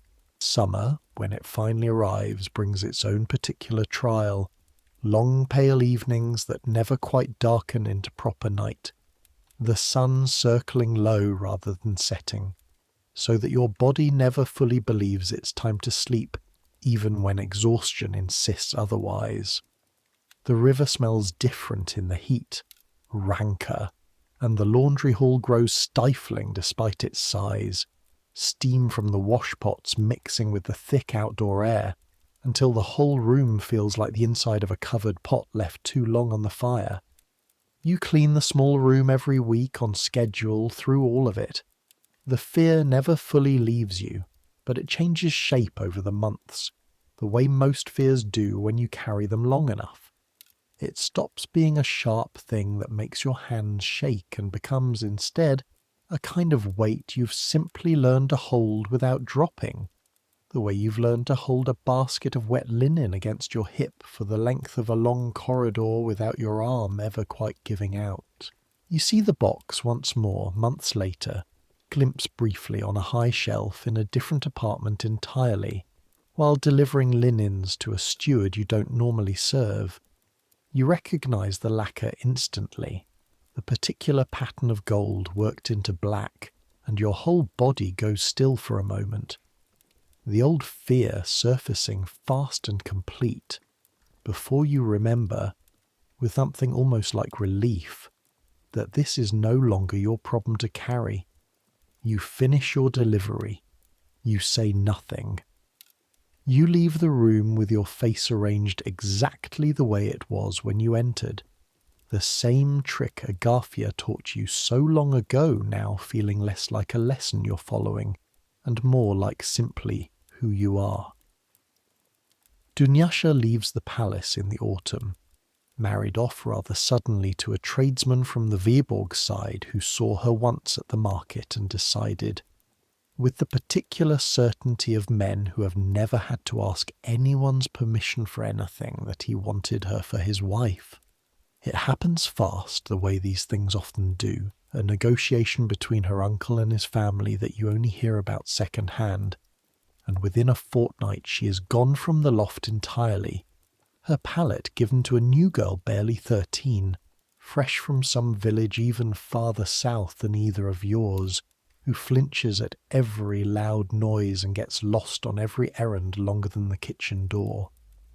You recognize the flinching. You remember being exactly that frightened, not so very long ago, though it feels somehow like a different lifetime entirely, a different girl wearing your same hands. It gets easier, you tell her one night, when she's lying awake in the dark, too overwhelmed by the size of everything to sleep. The same words Agafia might have said to you, the same words you didn't quite believe the first time you heard something like them. You'll learn the corridors. You'll learn which doors matter and which ones don't. Give it time. She doesn't believe you. You can hear the disbelief in her silence, the particular quality of doubt that only comes from someone too tired and too frightened to argue, but still unconvinced regardless. You let it go. She'll believe it eventually, the way you did, or she won't, and either way there's nothing more useful you can offer her tonight than the offer itself. Markovna marks your first full year in the laundry service with a small gift, slipped to you almost shyly, wrapped in a scrap of the same plain linen you've spent the year wringing and folding by the thousand. Inside is a proper comb, bone rather than wood, finer than anything you've owned since leaving the village, finer, if you're honest, than anything you ever expected to own at all. You've done well, she says, in the same flat voice she uses for everything, though something in her eyes suggests the gift means more to her than the words around it. Better than most who come through here green as new grass. Keep your head down and your hands busy, and there might be a future for you in this house yet. A future. You turn the phrase over in your mind the way you'd turn over a new coin, testing its weight, its shape, wondering what it might actually be worth when spent. A future in this palace might mean rising eventually to something like Markovna's own position, head of some department, trusted with keys and ledgers and the management of girls greener than you once were. It might mean nothing more than simply staying alive and employed long enough to grow old here the way Agafia has, useful in smaller and smaller ways until the palace finally lets you rest.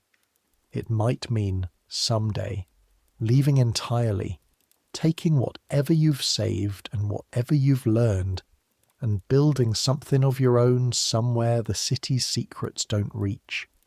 You don't know yet which future is waiting. You've started to suspect, though, that the not knowing is simply what it means to be this young in a place this large, and that the suspicion alone, the simple fact that you've begun to wonder about futures at all, is itself a kind of progress no village girl arriving 11 months ago would have known to hope for. 2 more winters pass, and 2 more thaws, and the thunderstone you once watched men chip into shape on the embankment finally finishes its long journey toward becoming something other than a rock. By the summer you turn 18, the whole city has been talking for weeks about the unveiling, the bronze horse and rider that will finally be revealed atop their massive granite pedestal, 6 years after the stone first arrived from the forest, and the palace's lower kingdom has thrown itself into preparation with the same exhausted, grumbling energy it musters for every grand occasion that exists mainly to be admired by people who will never once thank the hands that made the admiring possible.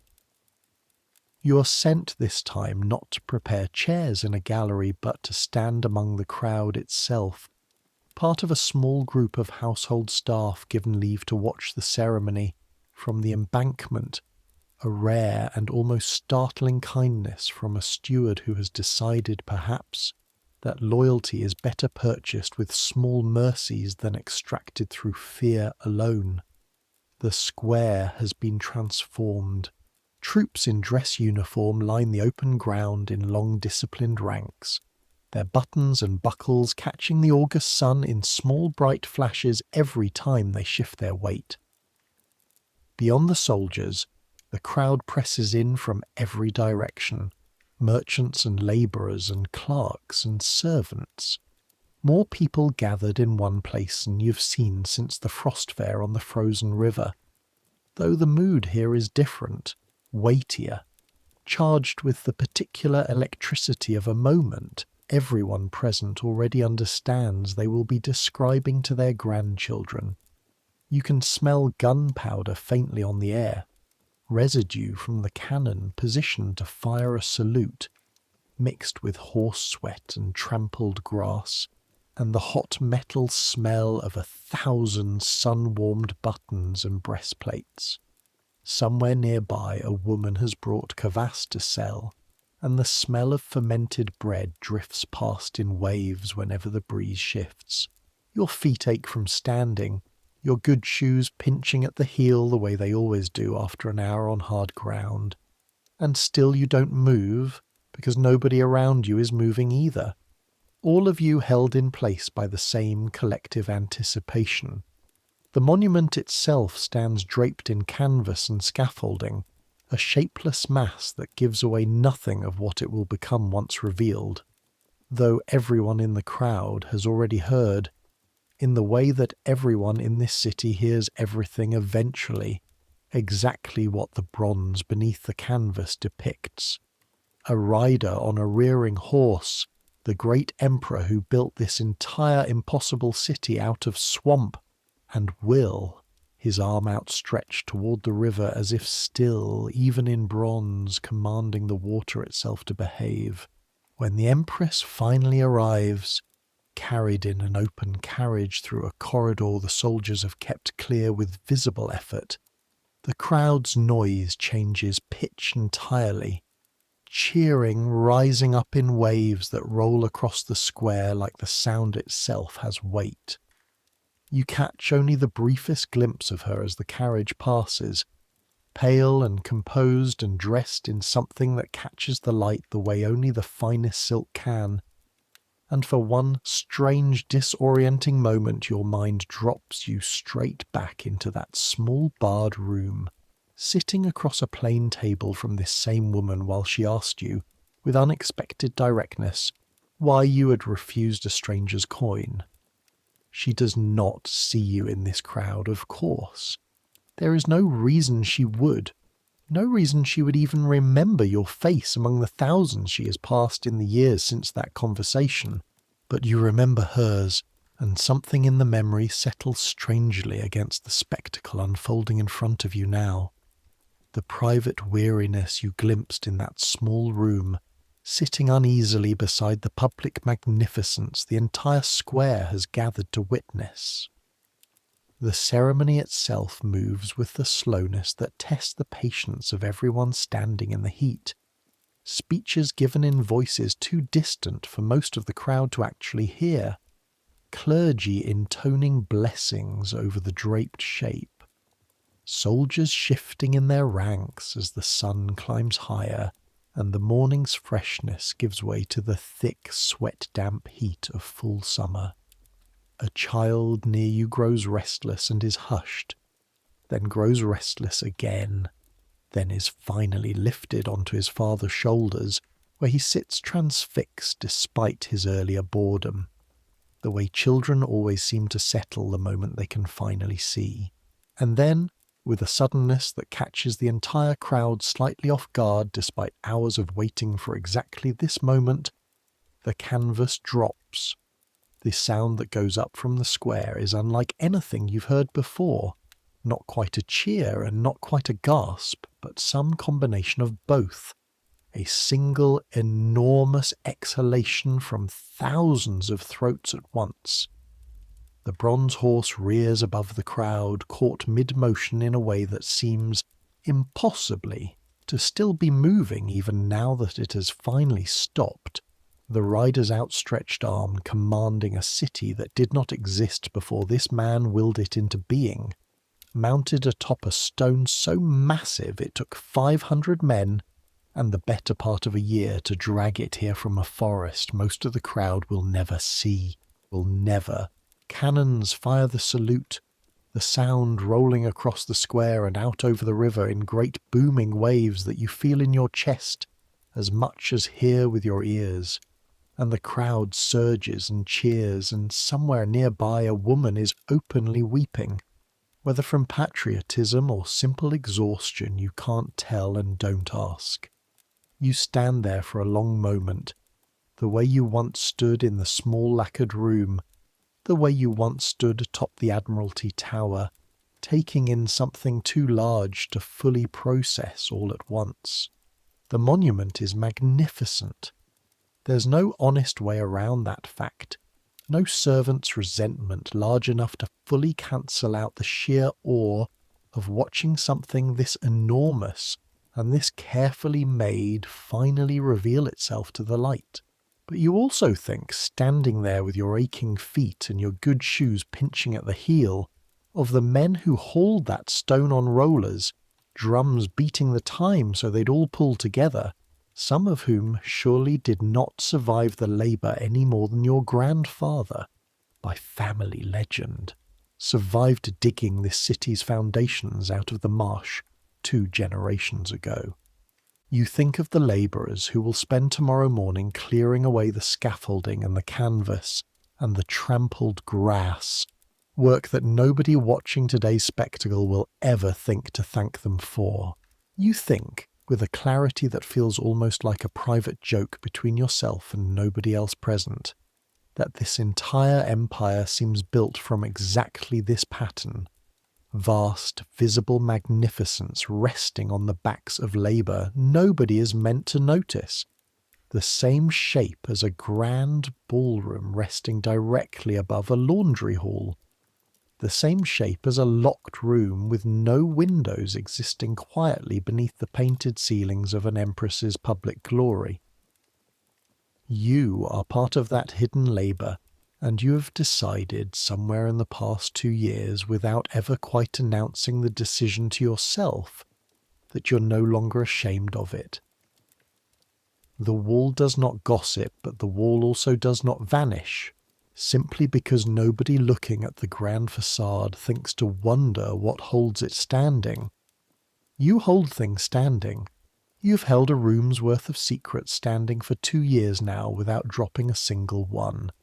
And there is a kind of dignity in that, quiet and unglamorous and entirely your own, that no bronze statue, however magnificent, will ever quite manage to capture. The crowd begins to thin eventually, the spectacle complete, ordinary life reasserting itself the way it always does, once the cannons stop firing and the carriages pull away. You walk back toward the palace, with the small group of household staff who came with you, your good shoes still pinching, your feet aching in earnest now, but something in your chest sitting a little lighter than it did this morning, the way it always does after you've been allowed, briefly, to stand among the crowd rather than always behind it. Agafya Stepanovna dies in her sleep the winter you turn 19, quietly, in the small room off the housekeeper's quarters, where the household has let her live out her final years, in exchange for whatever small tasks her failing knees could still manage. You learn of it the way you learn most things in this palace, second hand, from a kitchen girl who mentions it almost in passing while handing you a tray, and the news lands harder than you expect. A small private grief you carry through the rest of that day's work without quite finding the words to explain it to anyone who asks why you've gone so quiet. She's buried in the churchyard that serves the household staff, a modest stone marking a grave among dozens of others belonging to people who spent their whole working lives holding up corners of this glittering palace that nobody above a certain rank ever properly learned the names of.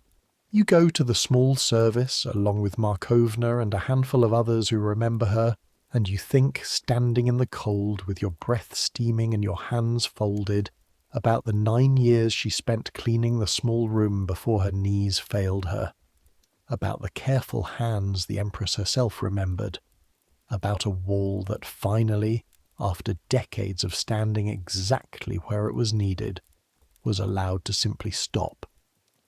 You are the one who inherits her old position in everything but name, not formally, not with any new title or increase in wages, but in the quiet way these things actually happen in a place this size. The younger girls start coming to you with their questions instead of to anyone else, the same way you once went to her with yours, and you find yourself repeating her advice nearly word for word, often before you've consciously decided to repeat it at all. A wall doesn't gossip. A wall doesn't wonder out loud. Some things you carry to the grave because the alternative is colder than the grave itself.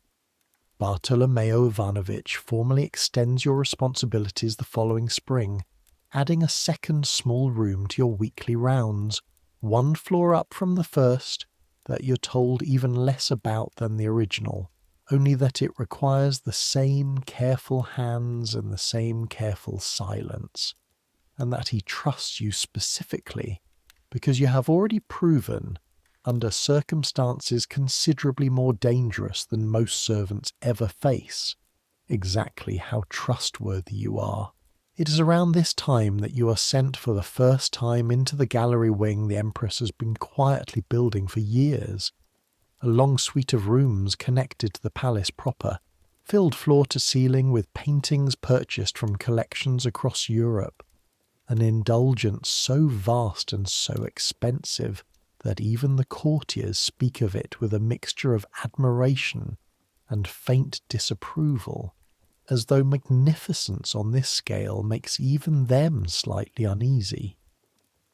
You're sent there to deliver fresh linens for the small retiring room attached to the gallery, and the errand takes you for the first time slowly down the length of that astonishing corridor, past paintings larger than the door to your old loft, scenes of saints and battles and fruit piled so realistically on painted tables that your stomach growls reflexively at the sight of grapes that have been dead paint for over a century.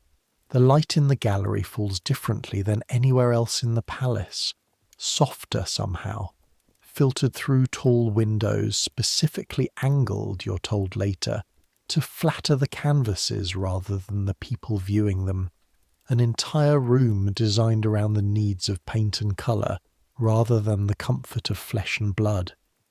It is here, halfway down that long luminous corridor, that you first encounter the cats. There are dozens of them living in the palace's lower floors and cellars, official residents in every sense that matters, descended from animals an earlier empress decreed should be brought specifically to control the mice and rats that would otherwise threaten the priceless paintings and tapestries. They have free rein of certain corridors, certain hours, fed and tended by staff whose entire job is the care and feeding of cats, a position that strikes you, when you first learn of it, as the strangest and most enviable post in the entire household. A grey one with white paws watches you from atop a gilded console table as you pass, entirely unbothered by your presence, utterly confident in its right to occupy a piece of furniture worth more than every wage you'll earn in your lifetime combined. You pause despite your errand, despite the linens balanced against your hip, simply to watch it watch you, and something in the small absurdity of the moment, a humble palace cat lounging atop imperial gilt, makes you laugh out loud, alone in that long bright gallery, the sound echoing slightly off all that painted glory. "They earn their keep," says a voice behind you, and you turn to find an elderly footman you don't recognise, leaning on a cane, clearly making his own slow way down the same corridor. Better than half the courtiers who walk this hall, if you ask me, which nobody ever does. A cat catches its mouse and goes about its business. No flattery required, no favours owed. Do they ever get into trouble? "For sitting where they shouldn't," he laughs, a dry papery sound. "Show me the rule that applies to a cat in this palace, girl, and I'll show you a rule nobody's ever successfully enforced. They've got more freedom inside these walls than you or I will ever manage, and they've never once had to learn which doors to keep quiet about." He studies you for a moment, something knowing in his expression that makes you wonder, briefly and uncomfortably, exactly how much the old staff of this palace actually know about each other's small private burdens. Best creatures in the building, if you want my honest opinion. Take what comfort you can from them where you find it.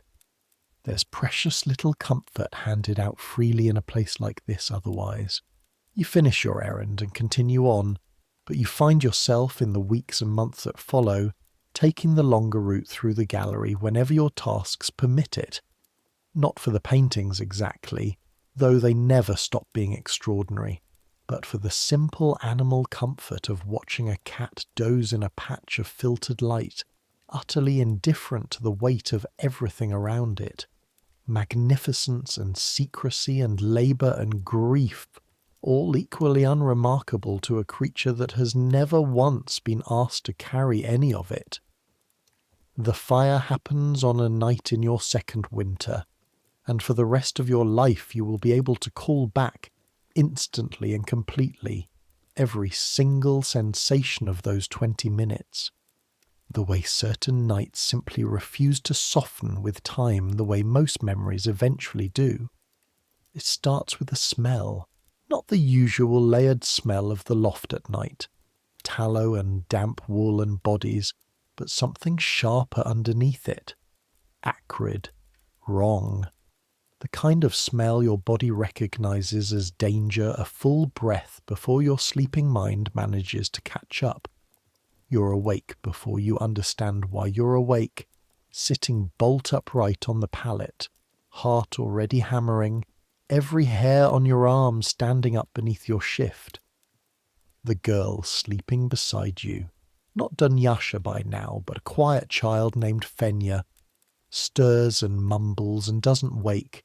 You smell it again. Smoke. Not the ordinary smoke that drifts up from the kitchens or the stove fires. Familiar and harmless. This is thinner, hotter somehow, carrying an edge of something burning that shouldn't be burning.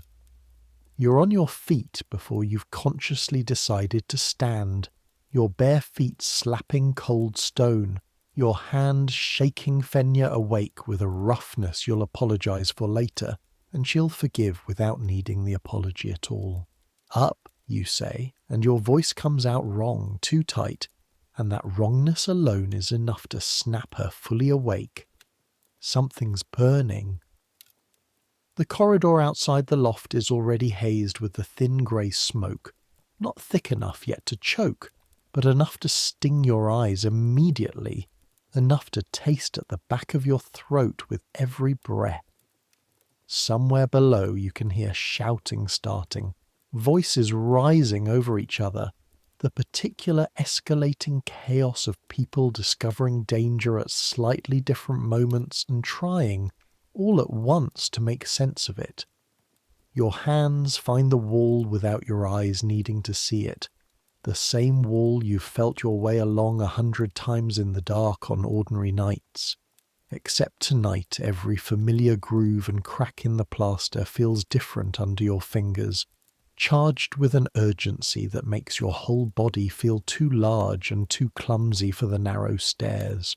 You and Fenya stumble down together, her hand gripping the back of your shift hard enough to leave marks you'll find tomorrow, and the smoke thickens as you descend, until by the time you reach the lower corridor your eyes are streaming and your throat has gone raw with every breath.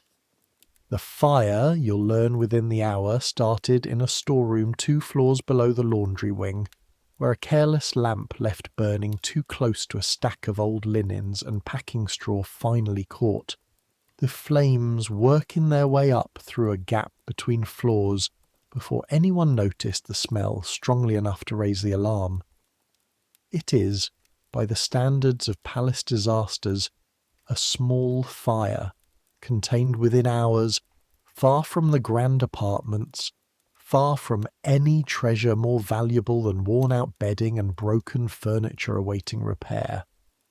Nobody, in the end, is seriously hurt. But you don't know any of that yet, stumbling through smoke-thick corridors with Fenya's hand fisted in your shift, every door you pass either already flung open with people pouring out of it, or still firmly shut, hiding whoever's behind it from whatever is coming. The shouting grows louder as you near the main stair, men's voices now mixed with the women's, someone bellowing for buckets, someone else screaming a name over and over into the smoke, looking for a person who turns out, you'll learn later, to have already escaped by a different route entirely. The cold hits you like a wall when you finally burst out into the courtyard, the contrast so violent after the smoke and heat of the corridors that for a moment you simply stand there, gasping, your lungs aching, the night air feeling like the first true breath you've taken in minutes, though it can only have been seconds. The courtyard is already filling with people, servants in nightclothes and bare feet, huddled together against the cold in small instinctive clusters, faces lit orange and flickering by torches someone has had the presence of mind to light.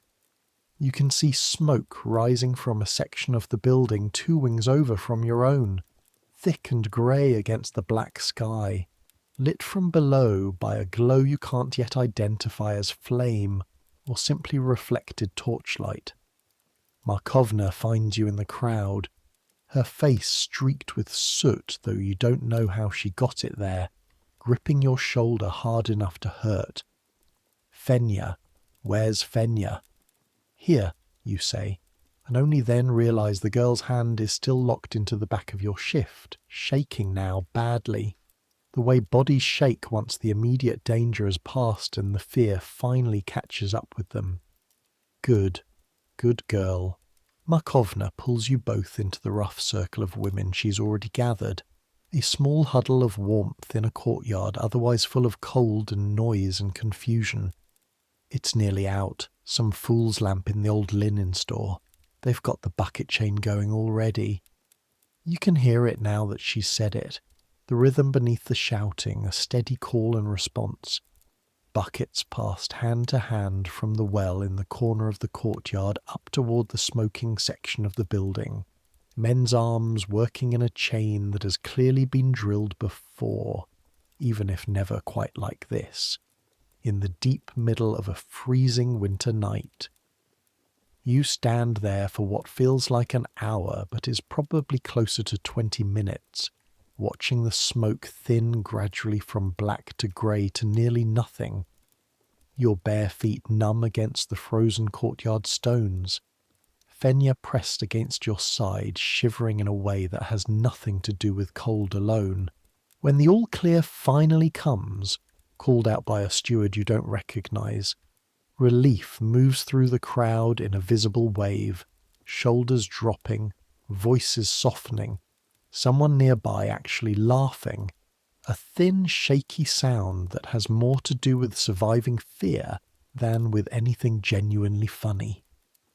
You are allowed back inside within the hour, the smoke cleared enough from the affected corridors that the danger has officially passed, though the smell lingers in your hair and your shift for days afterward, no matter how many times you wash, a faint, acrid ghost of that night that surfaces unexpectedly whenever you pass too close to an unattended candle.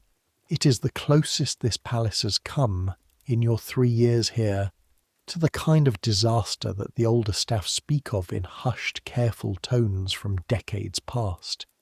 A great fire that gutted half a wing some years before you were born, killing several people whose names have been mostly forgotten by everyone except the very oldest servants who remember attending their funerals. You understand now, in a way you hadn't fully understood before, why every corridor has its assigned buckets, why every loft has its rule about candles being pinched out fully before sleep, why Markovna checks the laundry hall stoves twice before she'll allow the room to be left empty overnight. This building, for all its gilt and glory, is still made of wood and plaster and old dry timber in more places than its painted facades let on, and fire respects none of the careful boundaries the household has drawn between grand apartments and servants' lofts. A spark doesn't care whose name is on the deed. It simply spreads, hungrily, toward whatever will feed it next, and the only real defence any of you have against it is exactly the kind of vigilance that feels, on an ordinary night, like needless caution, and feels, on a night like tonight, like the only thing standing between safety and catastrophe. You sleep badly for a week afterward, jerking awake at smells that turn out to be nothing more than an ordinary hearth fire 3 rooms away, your body refusing for a while to fully trust the difference between ordinary danger and extraordinary danger, the line between them having proven, for one long winter night, considerably thinner than you'd ever let yourself believe. Eventually the fear settles back down into its proper place, the way most fears eventually do once enough ordinary nights pass without incident to outweigh the one extraordinary one. But you never again take a lit candle for granted the way you did before, and you never again fall asleep without first checking, almost without thinking about it, that every flame within reach has been properly extinguished. A small private ritual born that night, and never fully abandoned for the rest of your years in this city. The Gostini Dvor on a market morning is its own kind of weather system, and by your 3rd year in the city you've learned to read it the way a sailor reads clouds, gauging from the noise alone, before you've even turned the final corner, whether today will be an easy errand or a long elbow-bruising fight through bodies packed shoulder to shoulder under the arcade's long covered galleries. This particular morning, sent again for starch and thread and a length of plain wool Markovna needs for patching, you can tell from 2 streets away that it's going to be the second kind of morning. The noise reaches you first, the way it always does, a roar made of hundreds of individual voices that have long since stopped being individual at all, merged into one continuous wall of sound punctuated by the sharper cries of vendors trying to cut through it. Pies! Hot pies! 2 for a kopeck! Ribbon, lace, the finest from Lyon, step closer and see for yourself. Fish, fresh this morning, fresh I swear it on my mother's grave. You doubt the fish vendor's mother is actually involved in any meaningful way. But you've learned not to comment on such claims, since half the vendors here would swear on anyone's grave for the sake of a sale, and the other half genuinely believe what they're shouting, which somehow makes the whole arrangement work, despite the obvious dishonesty threaded through nearly every transaction. The arcade itself runs the length of several streets, a long-covered gallery lined with shop after shop, each one spilling its wares out under the awnings in a deliberate, calculated chaos designed to make passers-by stop whether they meant to or not. Bolts of cloth in every colour hang displayed where the light catches them best. Baskets of dried fish stacked in pyramids release their sharp brine smell into air already thick with wood smoke and unwashed bodies, and the particular sweetness of pastry frying somewhere just out of sight. A man with a tray of small carved wooden toys works the edge of the crowd, calling out to mothers with children in tow, his voice pitched specifically to catch a child's attention over the heads of adults too distracted to listen themselves. You keep your basket close against your hip, the same instinct drilled into you years ago on your very first errand into this city, and you keep your eyes moving the same careful way, alert for the particular quality of attention that marks someone working the crowd for pockets rather than custom. A boy brushes past you too closely, his hand grazing your apron pocket in a motion so quick and so practiced you'd have missed it entirely if you hadn't already learned, the hard way, to notice exactly that kind of touch. You catch his wrist before he's fully clear, your grip firm enough to make him yelp, and you hold his eyes for one long cold second. Try the merchant 3 stalls down, you tell him, low enough that no one else hears. He's careless with his till. I'm not. The boy yanks free and vanishes into the crowd without another word, and you let out a breath that's half adrenaline and half, strangely, something close to satisfaction. 3 years ago, you'd have simply frozen, or worse, not even noticed the attempt until your coins had already gone missing. Today your hand moved before your mind had fully caught up with the danger. The same instinct Bartolomeo's careful instructions and Agafia's careful warnings have, between them, slowly built into something like a reflex. Vasiliev's shop is warm as always when you reach it. Fogged windows and the sweet smell of starch and beeswax, and the man himself looks up from his ledger with something that might actually be pleasure at the sight of you. A small private acknowledgement between 2 people who have, over 3 years of small transactions, developed something resembling an honest acquaintance. The fishwife returns, he says, which has become his standing joke for you, ever since that first visit when you quoted his own complaint back at him about a bad batch of starch. With a longer list this time, you say, setting your basket on his counter. Markovna wants the fine starch again, and thread to match this. You produce a small swatch of wool, carefully cut from the hem of something already beyond saving, and he holds it up to the window light to judge the colour properly. Good eye bringing a swatch. Half the girls who come through here describe colours like poets describing the moon, and I'm left guessing whether they mean grey or blue or simply confused. He sets to matching the thread with the same quick, economical movements you remember from your very first visit, and while his hands work, his mouth, as usual, keeps talking. Heard there was a fire up at the palace back in the winter. You go still for half a second before you catch yourself, the old caution rising automatically. A small one, in a storeroom, nothing important. He doesn't push, which is part of why you trust him as much as you do, among the merchants of this city. He's learned, the same way you have, exactly which questions are worth the risk of asking, and exactly which answers aren't worth the trouble of giving. Glad it was small, whatever it was. That building seen worse, long before either of us were born.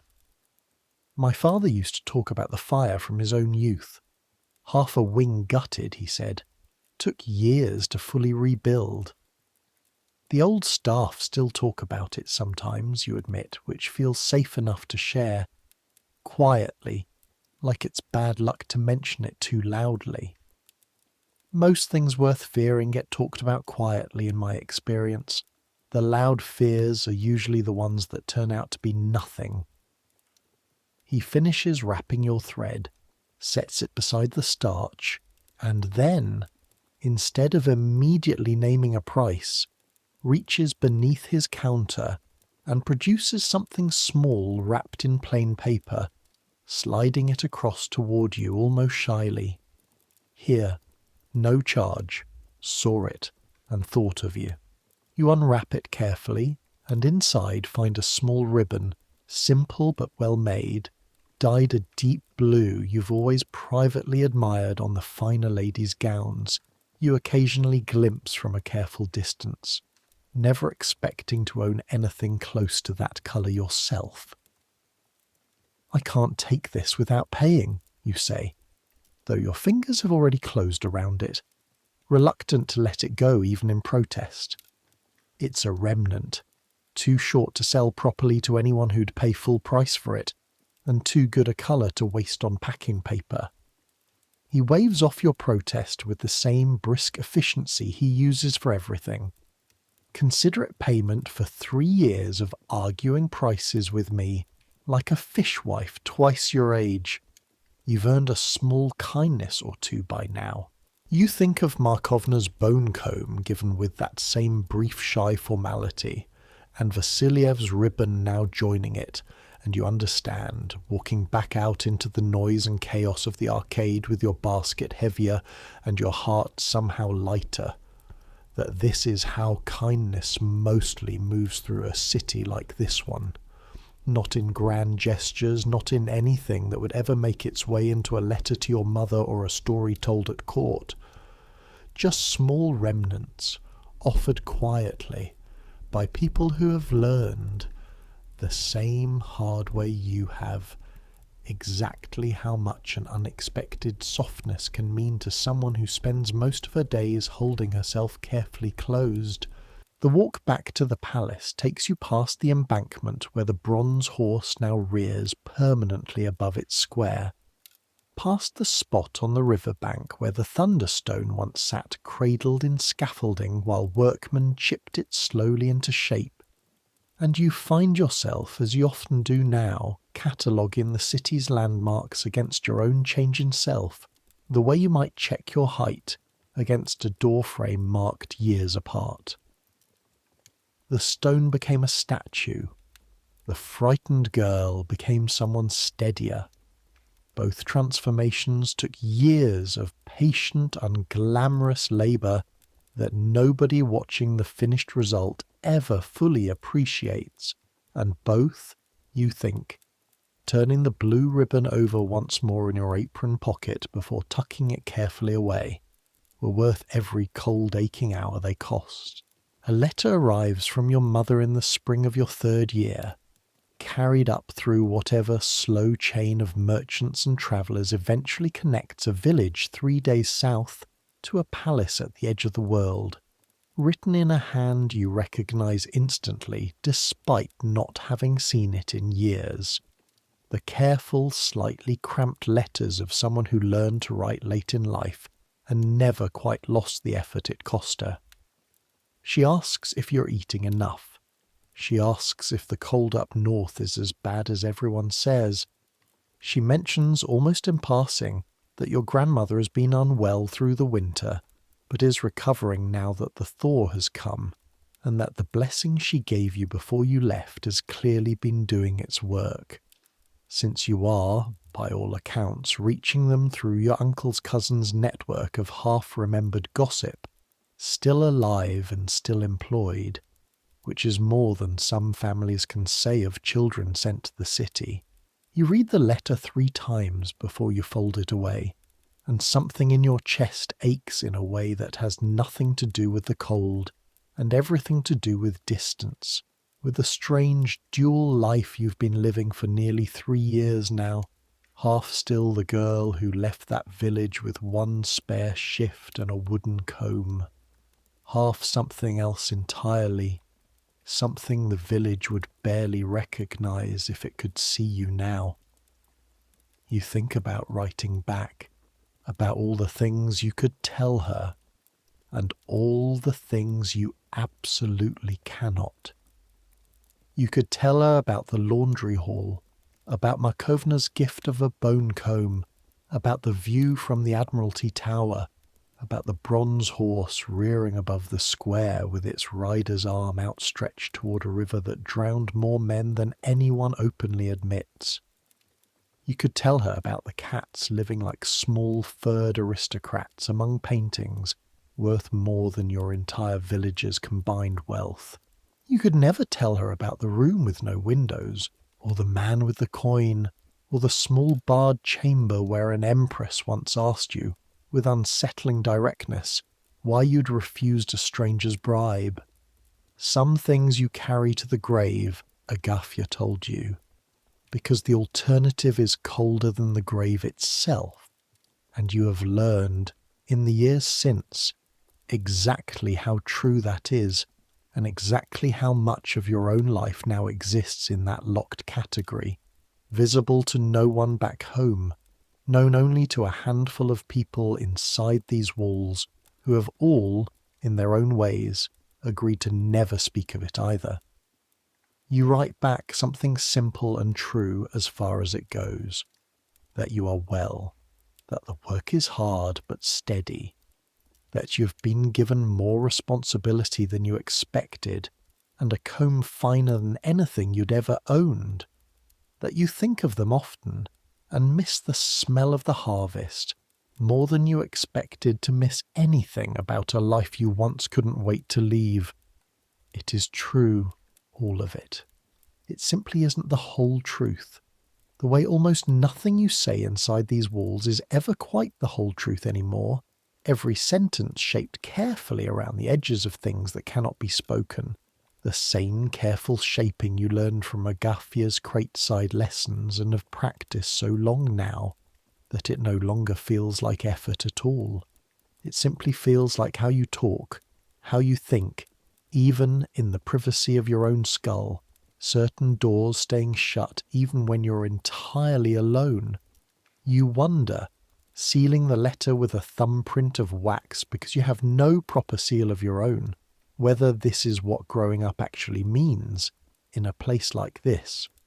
Not simply getting taller or stronger or more skilled at wringing linen without ruining your hands, but learning, slowly and at some cost, exactly which parts of yourself can be handed freely to the people who love you, and which parts have to stay locked away even from them, private, not because you're ashamed of carrying them, but because the carrying itself is a kind of protection, both for you and for everyone who might otherwise be implicated simply by knowing.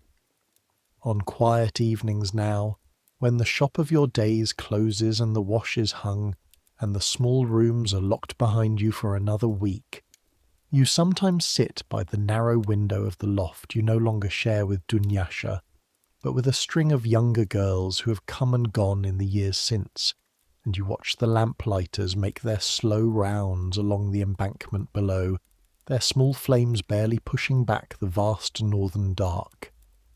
Candles appear in windows up and down the street as the evening deepens. The sounds of the lower kingdom settle from the day's clatter into something quieter, more measured, footsteps in the corridor below slowing from a working pace to whatever pace people walk when the day's obligations have finally been discharged. Somewhere, faintly, a fiddle is being played badly by someone who's had too much kvass and not enough practice, the tune wandering in and out of recognition the way it always seems to on these long northern evenings. You think about the people you've met inside these walls and out of them. The old ice cutter with his missing fingers, watching skaters glide across the river he gave 30 years of his hands to. The footman with his cane, defending the cat's right to lounge on gilded furniture nobody else would dare touch. Vasiliev in his warm, starch-scented shop, telling you that quiet girls notice the most. Bartolomeo, careful and cold, and ultimately you've come to believe, decent in his own narrow way. Agafya, gone now, her careful hands finally allowed to rest. but her voice still living somewhere inside your own, repeated nearly word for word to every frightened new girl who arrives, wide-eyed and trembling in the loft you once shared with someone equally frightened. You think about the things you've seen. The room with no windows, holding its silent indulgence behind a door that officially does not exist. The bronze horse rearing above a square full of cheering thousands, resting on a stone hauled here by 500 men whose names history will never bother to record. The grand ballroom glittering with candlelight and silk, and the bare stone stairs that drop, flight by flight, into a different and colder world directly beneath it. This city, this palace, this whole strange glittering machine you've spent 3 years learning to survive inside, contains everything at once, every kind of person, every kind of secret. It grinds some people down to nothing. You think of your grandfather, sunk somewhere unmarked into the marsh this entire capital was built upon, and it lifts others, occasionally briefly, high enough to glimpse a view that makes the climb worth every aching step. The difference between the two outcomes often comes down to nothing more dignified than luck, or timing, or simply being noticed by the right person on the right afternoon, in a small barred room, for exactly long enough to be believed. You've been lucky, you think, settling deeper into the narrow window seat as the last of the daylight finally gives up its grip on the sky. A decent post, your health intact, a future that, while still uncertain, no longer feels entirely unimaginable the way it did that first frightened morning with the key trembling in your hand. Not everyone who arrived in this city the same year you did can say the same. You think of names you've half forgotten already, girls who came and went in a season or two, sent home in shame or simply worn down past the point of usefulness, swallowed by a city that makes no promises to anyone, regardless of how carefully they learn its rules. Tomorrow there will be more linens, more small rooms requiring dust and silence, more young girls arriving wide-eyed from villages they can't quite believe they have left behind. The endless quiet machinery of service that keeps a palace this size standing, gleaming, magnificent to every visitor who never thinks to wonder what holds it up from underneath. You'll wake before the bells properly finish their layered, overlapping chorus, and you'll work until the candles are lit again, and you'll fall into your narrow bed exhausted in the steady, uncomplicated way that comes from a long day honestly spent, the same as today, the same as yesterday, the same as all the days stretching out ahead of you, each one slightly different in its particulars and identical in its shape.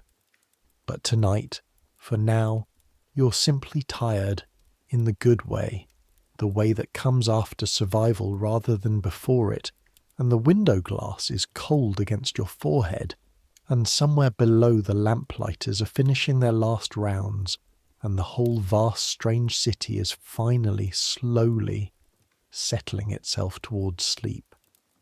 The loft is cold, the way it always is by this hour, the way it has been every single night since you first climbed those stairs as a frightened girl of 16.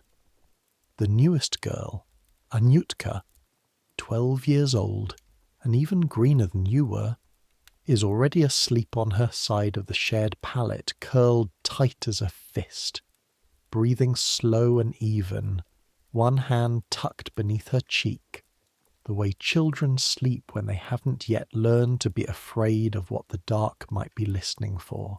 You watch her for a moment in the faint light of the single candle still burning on the windowsill, and you remember, with a tenderness that surprises you, exactly how it felt to sleep that way yourself, before you knew what a locked door at the end of a corridor could mean. You pull the thin blanket up over both of you, tucking the edge carefully around her shoulder, the way nobody tucked it around yours that first winter, and you settle back against the straw, staring up at the dark beams of the ceiling, listening to the city's last sounds of the day fade through the floorboards beneath you. It's strange, the person you've become inside these walls. Not the girl from the village anymore, not entirely. Not quite a true daughter of this city either, not in the way Markovna is, or Bartolomeo, people who seem to have forgotten any other life ever existed for them. Something in between, something still slowly taking its final shape, the way a piece of stone takes its shape only gradually, under the patient hammers of men who know exactly what they're carving toward, even when the stone itself can't yet see it. Your mother would barely recognize the way you carry yourself now. The careful blankness you can drop over your face in half a heartbeat. The city's clipped rhythms that have crept into your speech without your ever quite noticing them arrive. Your grandmother, if she could see you, might recognize something else instead, something steadier underneath the city polish. The particular stillness of a person who has learned to hold heavy things without dropping them and without complaining loudly about the weight. They sent you here with nothing but hope and a blessing folded into a hem. And so far, against every fear that hope had to overcome, it has held. You are alive. You are employed, trusted, given small mercies when the household can afford them, and small kindnesses when individual people choose to offer them anyway, regardless of what the household can afford. You have learned a trade with your hands and a far harder trade with your silence. And in a city that swallows so many girls exactly like you whole, simply still being here, still standing, still capable of tucking a blanket around a frightened 12-year-old's shoulder is no small thing at all. The candle on the windowsill gutters flares once and dies, and the dark that fills the loft afterward is soft rather than frightening. The particular gentle dark of a room where nothing dangerous is waiting, only sleep, only rest, only the long, quiet exhale at the end of an honestly tired day. Your eyes are heavy now.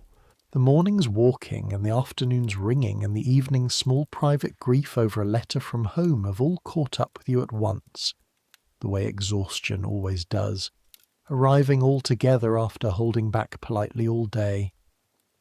Your legs ache, pleasantly, the particular ache of muscles that worked hard and well.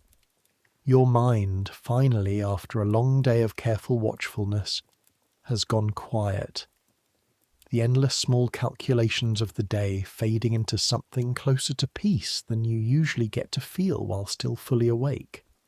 You think about the years ahead, the ones you can't yet see, the shape of any more than the thunderstone could see, sitting in its forest clearing, the rider it would eventually be carved to support, the challenges still waiting, unnamed, the opportunities that might arrive, or might pass you by entirely without ever announcing themselves, the woman you might become at 25, at 30, at an age you can barely picture yourself reaching at all from inside this narrow loft. Will you still be here, sweeping dust from rooms that officially don't exist, holding the city's smallest, heaviest secrets, the way Agafia once held them, the way someone after you will eventually learn to hold them too? Will you have found some other path entirely, some doorway out of this glittering maze that you can't yet see from where you're lying? Will the city, in the end, have claimed you the way it claims so many, swallowed quietly into its foundations the way your grandfather may have been swallowed 2 generations back, unmarked, unremembered, simply gone? You can't know. Nobody standing where you're standing ever truly can. The future is as dark and as unknowable as the room beyond the candle's reach, as distant as the stars you can't see tonight behind the city's coal smoke and its low northern clouds. But that's all right. You've learned something in these 3 years that nobody ever sat you down and taught you directly. Something Markovna never put into a lesson and Bartolomeo never wrote into an instruction. You've learned that you can hold things, that a girl who arrived trembling at the sight of a single iron key can, with enough time and enough careful practice, learn to stand steady across a table from an empress and answer her questions without her voice breaking even once. That the city, which seemed so impossibly vast and dangerous on your first morning here, is, in the end, still simply a place. An enormous place. A complicated, glittering, filthy, magnificent place. A place that will test you in ways you never expected and never fully stop testing you for as long as you remain inside its walls.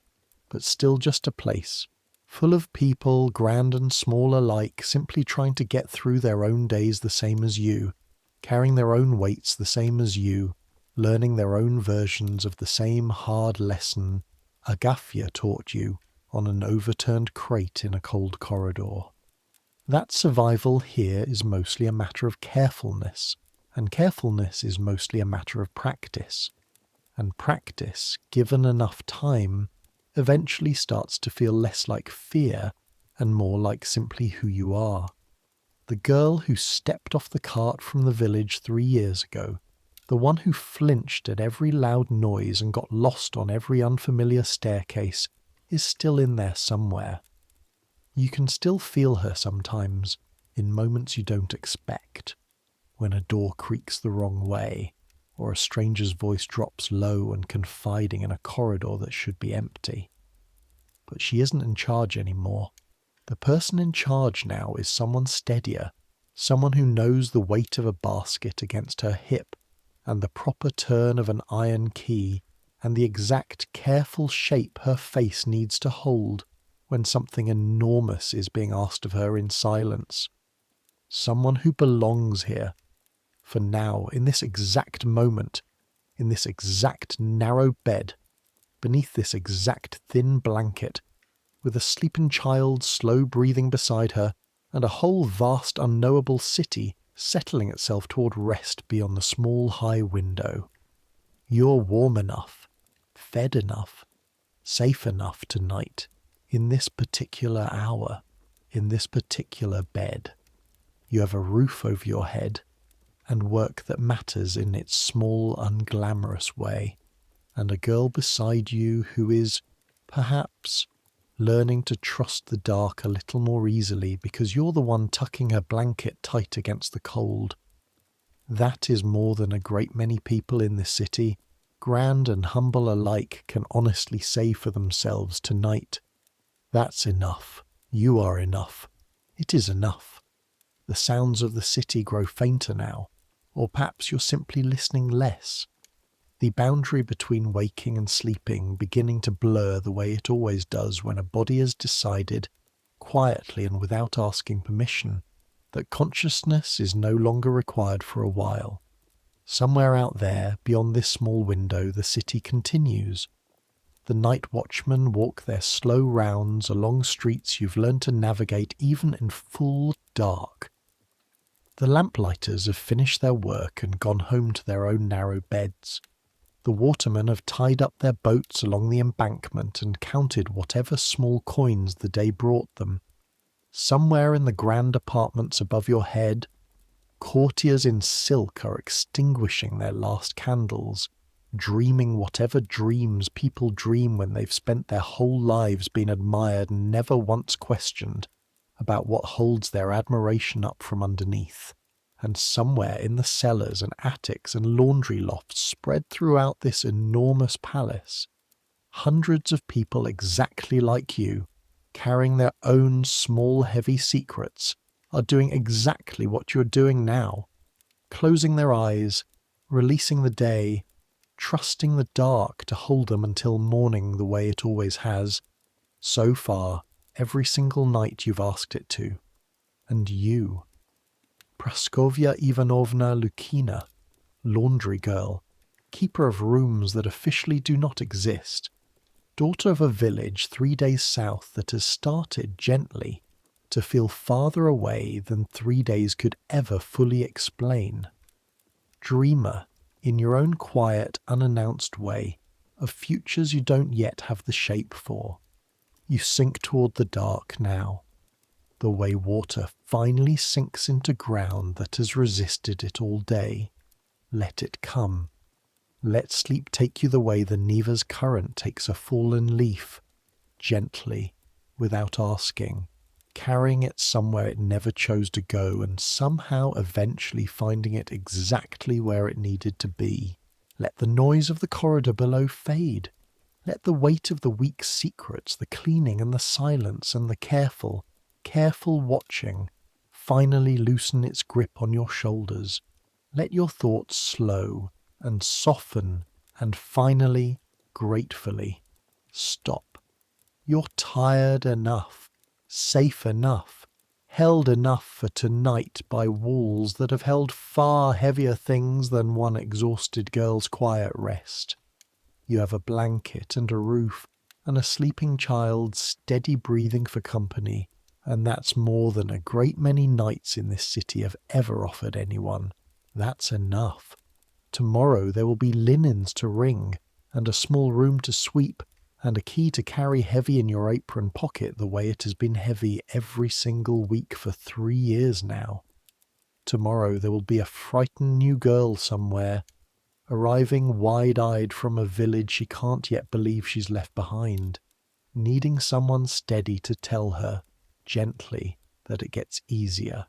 Tomorrow there will be bells at dawn, layered over each other the way they always are, calling the whole sprawling, magnificent, merciless city back to its feet. But that's tomorrow. Right now, there's only this.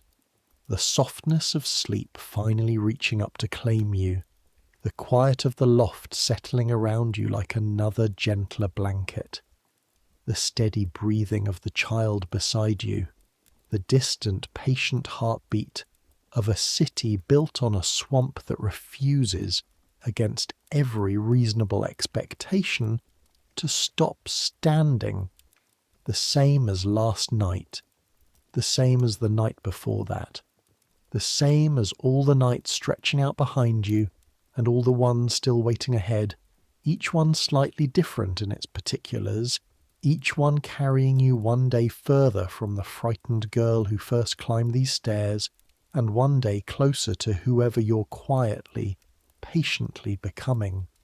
Centuries will pass. The city you know tonight will change beyond anything you could imagine from inside this narrow loft. The palace's painted ceilings will be repainted and repainted again by hands not yet born. The bronze horse will keep rearing above its square long after every person who watched its unveiling has been laid to rest in some quiet churchyard, much like the one where Agafya sleeps now. The locked room with no windows will eventually be opened by people who will look at what's inside it with curiosity rather than fear, who will write about it in books, who will never have to carry the particular cold weight of guarding its silence the way you've carried it for 3 years and counting. The ice on the Neva will keep freezing every winter and breaking apart every spring, the same patient violence repeating itself for as long as the river exists at all. The bells will keep ringing their overlapping, uncoordinated chorus over rooftops that haven't been built yet, calling people not yet born up out of beds not yet built, into mornings exactly as cold and exactly as demanding as this one. But people will still live here, still work here, still climb towers on stolen hours simply for the view, still teach frightened younger girls the careful art of holding heavy things without dropping them, still fall asleep at night with the sounds of an enormous, indifferent city settling in their ears, wondering, the same way you're wondering now what tomorrow will ask of them next. Some things don't change. The particular ache of a body that has worked hard and well all day doesn't change. The relief of a thin blanket pulled up to your chin doesn't change. The need for rest, plain, ordinary rest, at the end of a long and complicated day doesn't change at all.